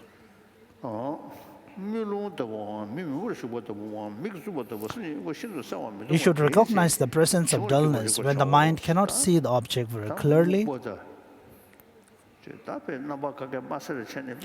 And if the mind, here the dullness is actually referred to as the state of mind when the mind is in a very unclear state, unattentive and unintelligent. So at that moment, it's being referred to as the dullness, a state of dull.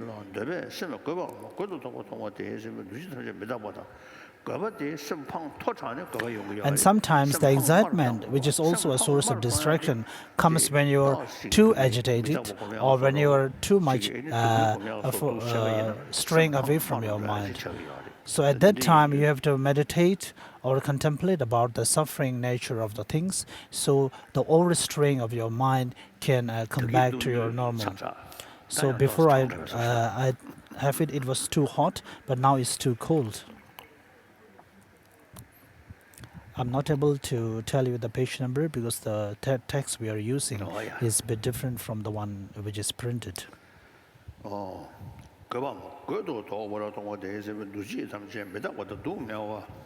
So continuously reading, in this process, distraction should be eliminated, and with the rope of mindfulness and alertness, the elephant-like mind should be fastened to the tree of the object of meditation.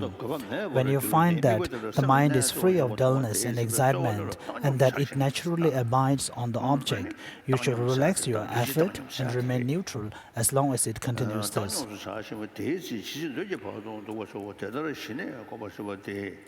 You should understand that calm abiding is actualized when you enjoy physical and mental pliancy through prolonged familiarity with the meditation, and the mind gains the power to engage the object it chooses. So this is about meditating on shamatha meditation. So we are back to the guide to the Bodhisattva's way of life. And this is about the chapter on concentration and how through concentration we can meditate on, we can generate shamatha. So please, we are turn back to Bodhisattva's way of life. The first verse, having double of enthusiasm in this way, I should place my mind in concentration.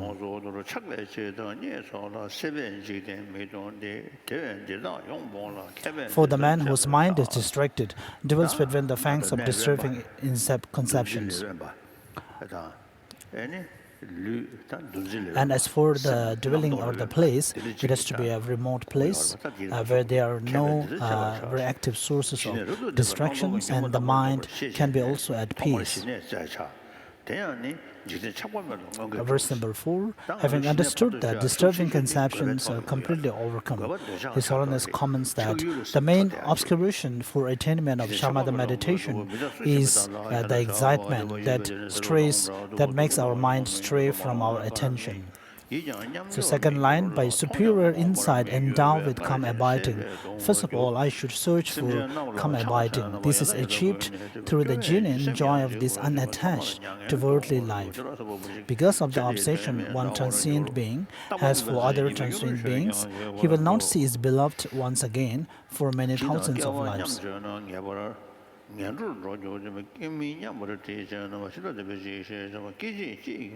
Verse number 10, one moment, they are friends, and in the next instant they become enemies. Since they become angry even in joyful situations, it is difficult to place ordinary people. They are angry when something of benefit is said, and they also turn me away from what is beneficial. If I do not listen to what they say, they become angry and hence proceed to violence.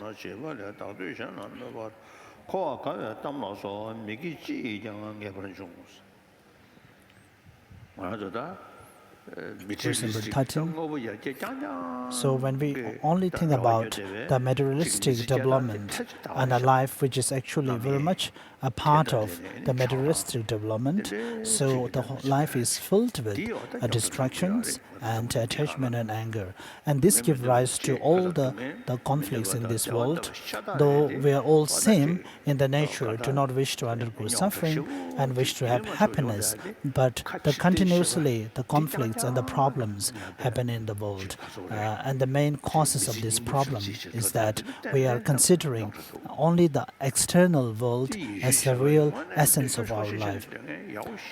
And there are also great Christian practitioners who are really very humbled and live in a very simple life without much attachments and desire. And there are also many monasteries I have been to, which are really very wonderful, very humble and a simple living.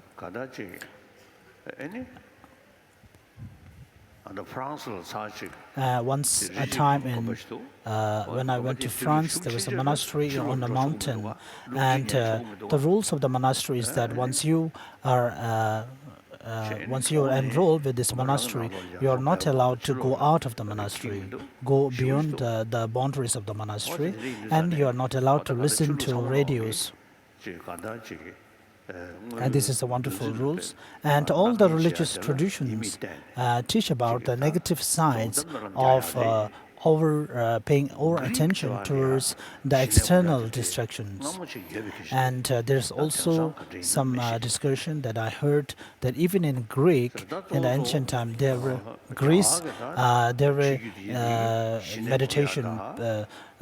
meditation on shamatha that they practiced. And in India, of course, since they have the practice of the special insight meditation and so on for many years, so therefore the study on the mind is still existing in India.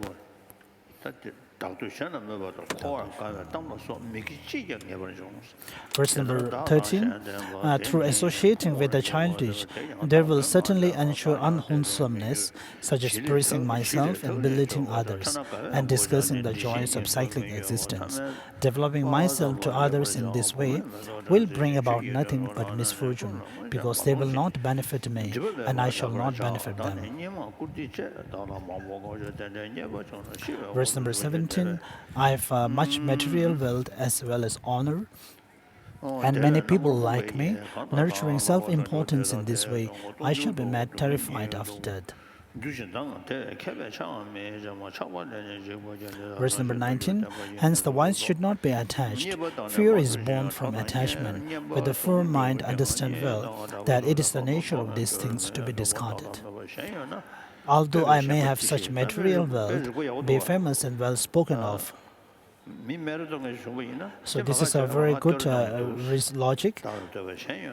If someone praise you, then you have to think that there are other people also who criticize you. So there is nothing to be so proud or overjoyed. If there are people who criticize you, then there are people also who praise you. And this is a very practical lesson. So even in Lord Buddha's time, there were many people who criticized Lord Buddha himself. So verse number 22, if even the conqueror was unable to place the various inclinations of the different beings, then what need to mention an evil person such as I? Therefore I should give up the intention to associate with the worldly. They scorn those who have no material gain and say bad things about those who do. How can they, who are by nature so hard to get along with, ever derive any pleasure? Verse number 26, when dwelling in caves, in empty shrines and at the feet of trees, never look back, cultivate detachment. When shall I come to dwell in places not clung to mine as mine, which are by nature white and open, and where I may behave as I wish without attachment? When shall I come to live without fear, having just a baking bowl and a few old things, wearing clothes not wanted by anyone, and not even having to hide this body? Verse number 29, having departed to the cemeteries, when shall I come to understand that this body of mine and the skeletons of others are equal in being subject to decay? Then because of its order, not even the foxes will come close to this body of mine, for this is what will become of it. Although this body body arose is one thing, the bones and flesh with which it was created will break off and separate. How much more so will friends and others? Verse number 33, in the same way as travelers on a highway live one place and reach another, likewise those traveling on the path of conditioned existence live one birth and reach another, until the time comes for this body to be supported by four pallbearers, while the worldly stricken with grief. Until then I shall retire to the forest.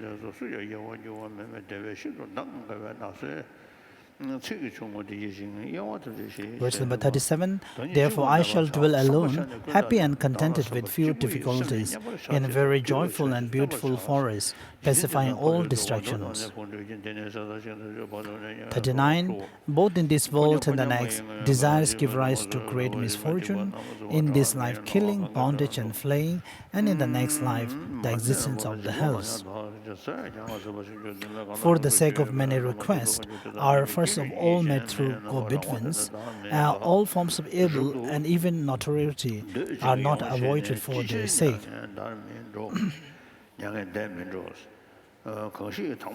43. In the first place, I made efforts to lift, and when it was raised, she bashfully looked down.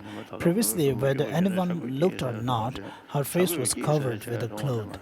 But now why do I run away upon directly beholding this face that disturbs the mind, and it is being revealed to me by the vultures?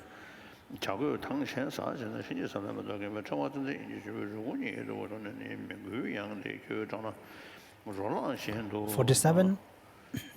If I am frightened by the skeletons I see, even though they do not move, why am I not frightened by walking corpses who are moved around by few?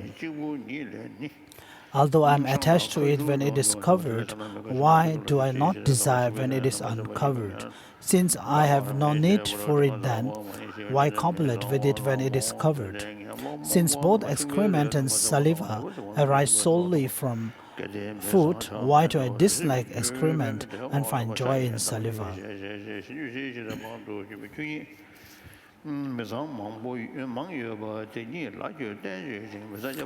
53. I myself contain many unclean things, which I constantly have to experience, so why, because of an obsession for uncleanliness, do I desire other bags of filth? But it is the flesh that I enjoy. If this is what I wish to touch and behold, why do I not desire it in its natural state, devoid of any mind? 58. Since I do not wish to touch a place that is smeared with excrement, then why do I wish to touch the body from which that arose? If I am not attached to what is unclean, why do I copulate with the lower parts of others' bodies, which arise from the unclean filth, and are produced by the seeds within it? I have no wish for a small dirty maggot, which has come from a pile of filth. So why do I desire this body, which by nature is grossly unclean, for it too was produced by filth?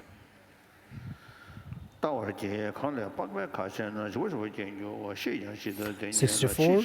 Having realized that when their skin is rent open, they give rise to a great deal of fear, how will such things as these ever again give rise to joy? The scents with which someone's body is anointed are sandalwood and the like, but not that of the other's body. So why am I attached to others because of scents that are other? 69. Why do I make such an effort to polish it, like a weapon that will cause me harm? Hence this entire world is disturbed. Insanity due to the exertions of those who are confused about themselves. When my mind rises through having beheld nothing but skeletons in the cemetery, will there be any joy in graveyard cities which are riddled with moving skeletons? 73. Some evil and lustful people wear themselves out by walking all day, and when they return home, their exhausted bodies lie prostrate like corpses. Some have the suffering of being disturbed with travel and having to go a long way from home, although they long for their spouses. They do not see them for years at a time. 78. Some lustful people even cut their bodies. Others impale themselves on the points of sticks. Some stab themselves with daggers, and others burn themselves. Such things as these are quite apparent. Due to the torment involved in collecting it, protecting, and finally losing it, I should realize well to be fraught with infinite problems. Those who are distracted by their attachment to it have no opportunity to gain freedom from the misery of conditioned existence. In the same way as animals drawing carriages are only able to eat a few mouthfuls of grass, likewise desirous people have many disadvantages such as these are little.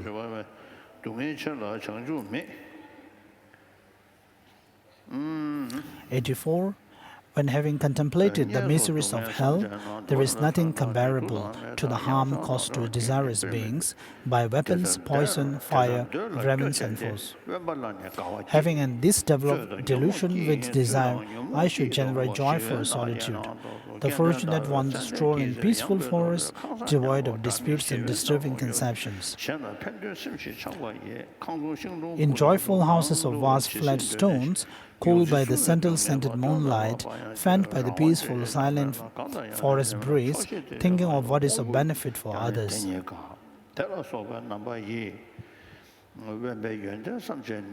89. So in this chapter on concentration, it actually tells us about how to single-pointedly focus our mind. And at the time of that concentration, what we have to actually meditate upon is the equalizing and exchanging self and other. And through that, seeing the negativities of self-cherishing and seeing the benefits of others' cherishing, and so that the self-cherishment decreases in us and others' concern grows within us. So first, as it is presented in the Lamrim outlines, first we have to think about that the others and the self are equal. So in this way, how to this will bring about the actual meditation, thinking about the exchanging self and others. So from in this chapter, the following verses tell us about this. So the limitless number of sentient beings, which is filled like the space, they're all same in the condition that they have the sense of I, and so they all, if they have the sense of I within them, so they all do not wish to undergo suffering, and all wish to have happiness. And with that set of motivations, they all have the same fundamental right to be happy and to not to be unhappy.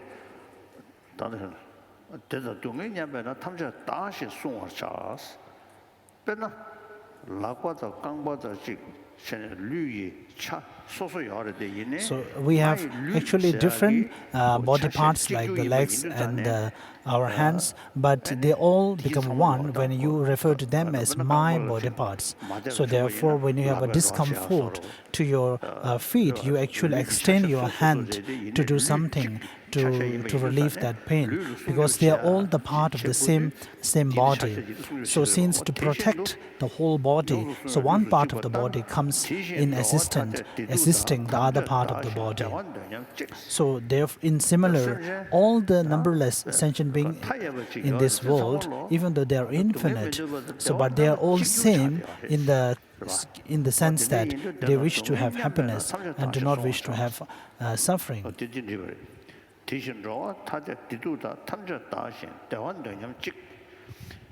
Verse number 92, the suffering that I experience does not cause any harm to others, but that suffering, because of my conceiving of I, thereby it becomes unbearable. So I have to eliminate the suffering of other. So why, if you put a question, why? Because the others are also same in the sense that do not wish to undergo suffering. So since we are all same in this respect, so the others will also have pain, the same as if some harm is inflicted on your body parts, you experience him. So since you and self, me and self are all same in that respect, so then why not we strive towards achieving happiness for others?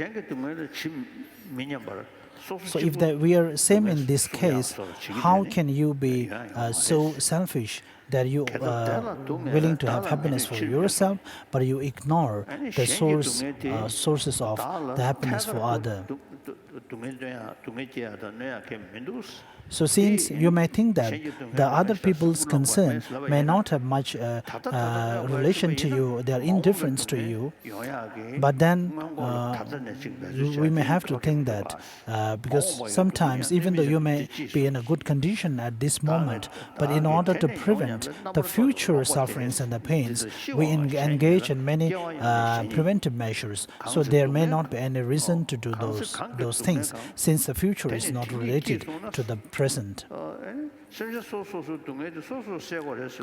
If you say that every individual sentient beings have to eliminate their own sufferings by themselves, then you may have to say that even your right hand, the pain on your right hand has to be solved by the right hand only, and your left hand should not come to the rescue of your right hand. Similarly, it's the case of the left hand and any part of your body.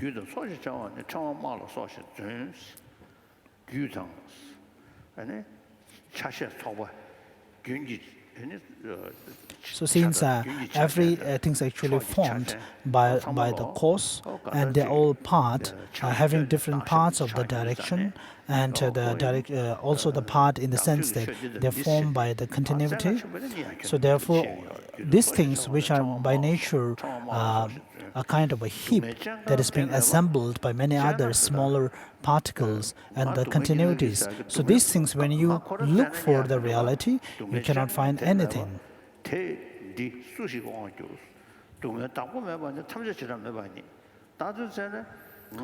So when further investigated, you cannot even find the self, or you cannot even find any sentient beings when subjected to such investigations.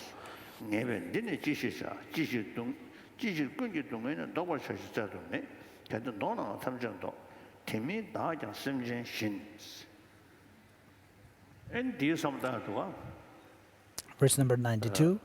And His Holiness comments that we have to think in this way, that you are only one, and others are limitless and numberless. So which is more important, whether one or the multiple? So we have to always say that the multiple number is more important compared to the single or just one of you, just one who is you. And in today's world, we speak about democracy. So in democratic system, the larger number of the people is paid more importance. So for the sake of one individuals, we should not let go of the larger number of the societies. And even doing the small transactions or the business, first we have to invest some principles. So we have to do an invest. So if you do not invest anything in business, then there won't be any profit later. So for the sake of the numberless number of sentient beings, as we discussed yesterday, and day before yesterday. So when it comes to the altruistic intention, so the more practice of the altruistic intention you have is actually the more benefit that you earned and you get. And the great altruistic intentions may not be so practical involved, but when you meditate and think in this way, it will immensely benefit you, and this will be a source of the purifications and eliminating any of your negativities. So, and when you think of all the sentient beings, there won't be any fear, you won't feel any frightened, and your mind will be at ease and in peace. So therefore, it is very important to think for others' concern.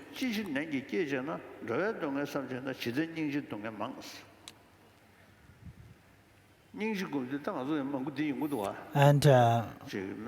when it comes to meditation on compassion, and in hospitals, the nurses, the doctors, and the medical practitioners, when they see the patients who are under pain every day, and sometimes they really undergo into deep distress, seeing so many pains.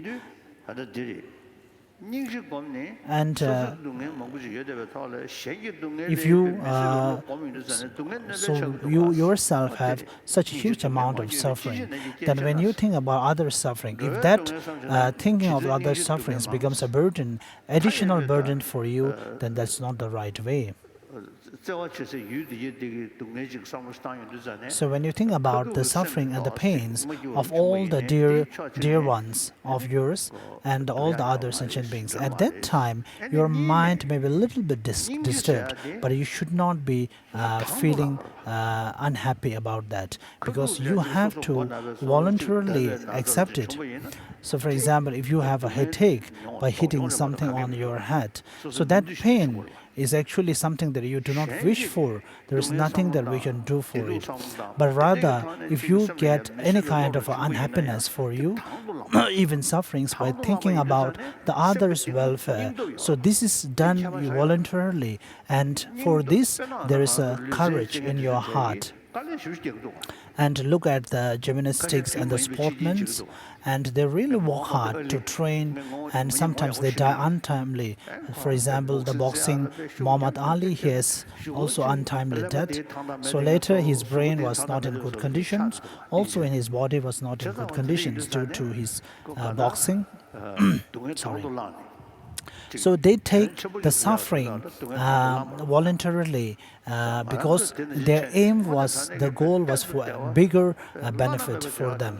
So similarly, for the unsurpassed goal of enlightenment to benefit the number of sentient beings, so this purpose is something which is reasonable, which has a reason, which has a purpose, so therefore we have to think of it.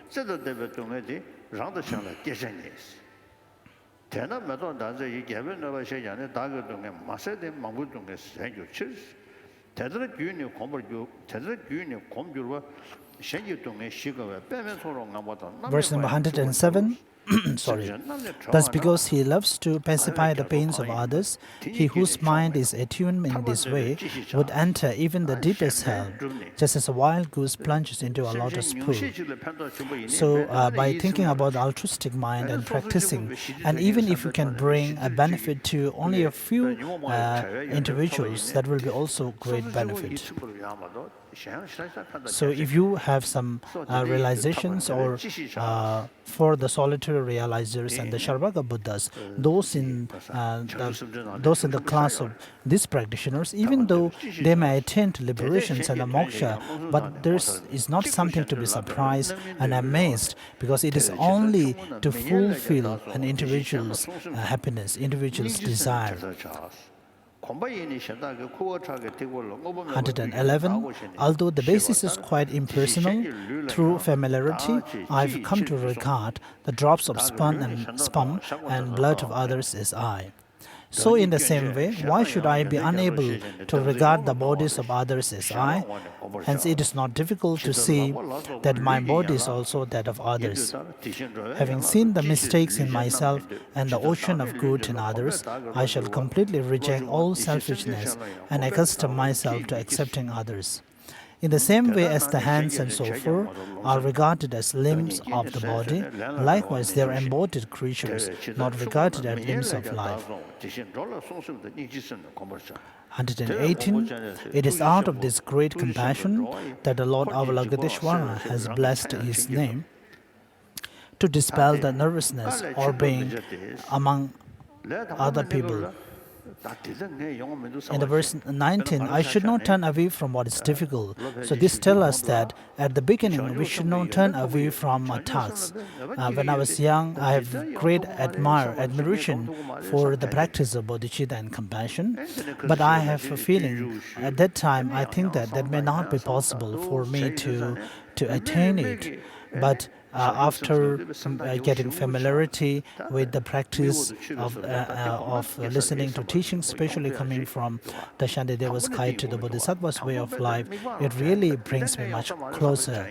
So at the very outset, it will not be possible for us to see the result, and we may turn away. So this is not something. This is something that we should not do. 120. Thus, whoever wishes to quickly afford protection to both himself and other beings should practice that holy secret, the exchanging of self for others. Because of attachment to my body, even a small object of fear frightens me. So why would not revile as an enemy this body that gives rise to fear? By wishing for a means to remedy the hunger, thirst, and sickness of the body, I might kill birds, fish, and deer, and loiter by the sides of roads. So from the verse 123 onwards, actually is the main presentation about the exchanging and equalizing the self and other. So if possible, we have to offer even our body, even our merits and accumulations to all the sentient beings. At this moment, it may not be possible for us, but we have to train and familiarize our mind with such a kind of motivation. So we have to think that if I use all the materials and the merits that have for my own self, that won't be much benefit.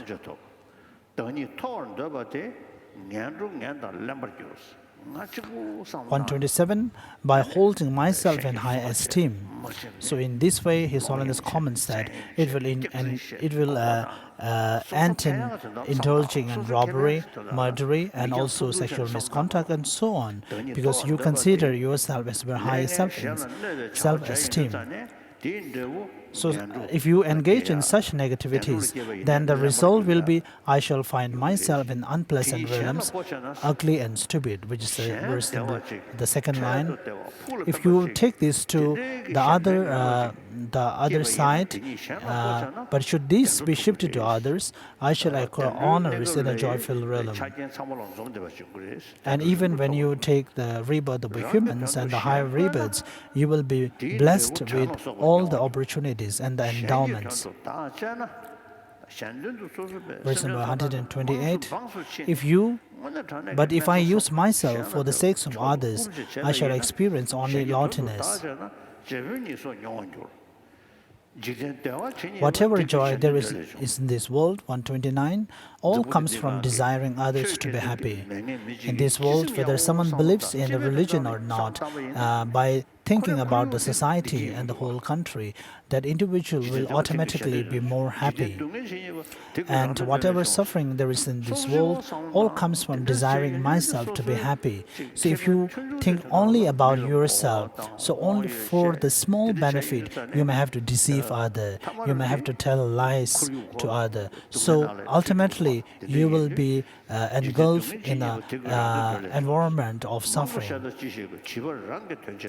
130. But what need is there to say much more? The childish work for their own benefit. The Buddhas work for the benefit of others. Just look at the difference between them. 131. So if you do not think about the altruistic intention and others' cherishment, then you won't realize any paths like path of accumulations and so on, not even enlightenment. So let go of these things even while you are in the samsaric world, and if you are under the influence of the self-cherishment and the self-grasping, then you won't have any happiness. So even for this lifetime, there won't be any happiness, there won't be any good rebirth for your next and subsequent rebirths. So, studying the texts and the commentaries of the Nagarjunas and the Buddhas, so we have to come to the point that it is the strong self-cherishing and the strong sense of I. Such consideration actually brings the more suffering to you. So, with this kind of, if you recognize that, then you will be able to realize the enlightenment. So, all the problems in this world is actually coming due to untaming, not being able to tame or subdue your mind. So this is presented by verse number 131, that and even in cyclic existence shall have no joy. Let alone what is beyond this world, because of my servants doing no work, and because of my masters giving me no pay, even the needs of this life will not be fulfilled.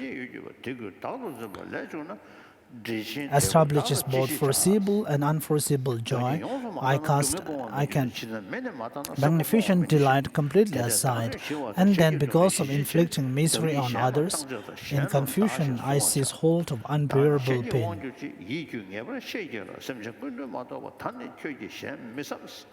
138. For my own sake, I should not do anything with these eyes and so forth that I have left at the disposal of others. It is quite incorrect to do anything with them which is contrary to the benefit.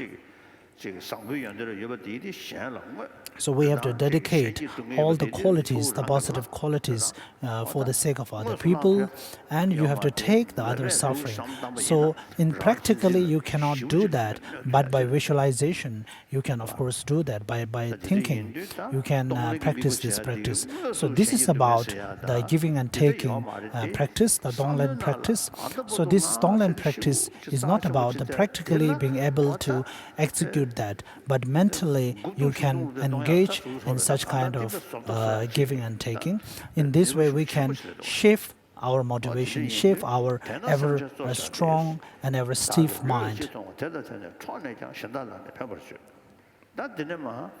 And from verse 140 onwards, there is a special presentation coming from Chenju. And we have to think in this way, considering lesser beings and so forth than myself. So maybe we have to stop here. Tomorrow, I think probably we will be able to finish. So first we will read a few more stanzas. And I actually asked Kunalama Rinpoche, and he also agreed that this is correct. And usually I also think this. The present self, which is in the center, and on the left side, all the sentient beings which undergoes all the sufferings, and on the right side, and the very strong I or the self, which is really the center of the self-cherishing. So if you sit in the center and look at these two, and if you do the others cherishing, there will be benefit. And if you engage in the self-cherishment, there is negativities and the losses. And contemplate in this way. So the stanza reads that, considering lesser beings and so forth as myself, and considering myself as the other, and so that self-cherishing, which is sitting on one side, if you consider that is more important, then all the other sentient beings on the other hand will feel jealous towards that. And since that alone, that individual self, which is the source of the self-cherishment, does not benefit anyone else, which thinks only of that. And the third line reads that, I should meditate upon envy, competitiveness and self-importance, with the mind free of distorted concepts. He is honored, but I am not. I have not found well such as he. He is praised, but I am depiced. He is happy, I am suffered. This is in comparative. I have to do all the work while he remains comfortably at rest. He is renowned as great in this world, but I as inferior, with no good qualities at all. But what do you mean I have no good qualities? I have all good qualities. Compared to many he is inferior, and compared to many I am high. So now, comparing these two, keeping these two as equal and generating competitiveness between these two minds.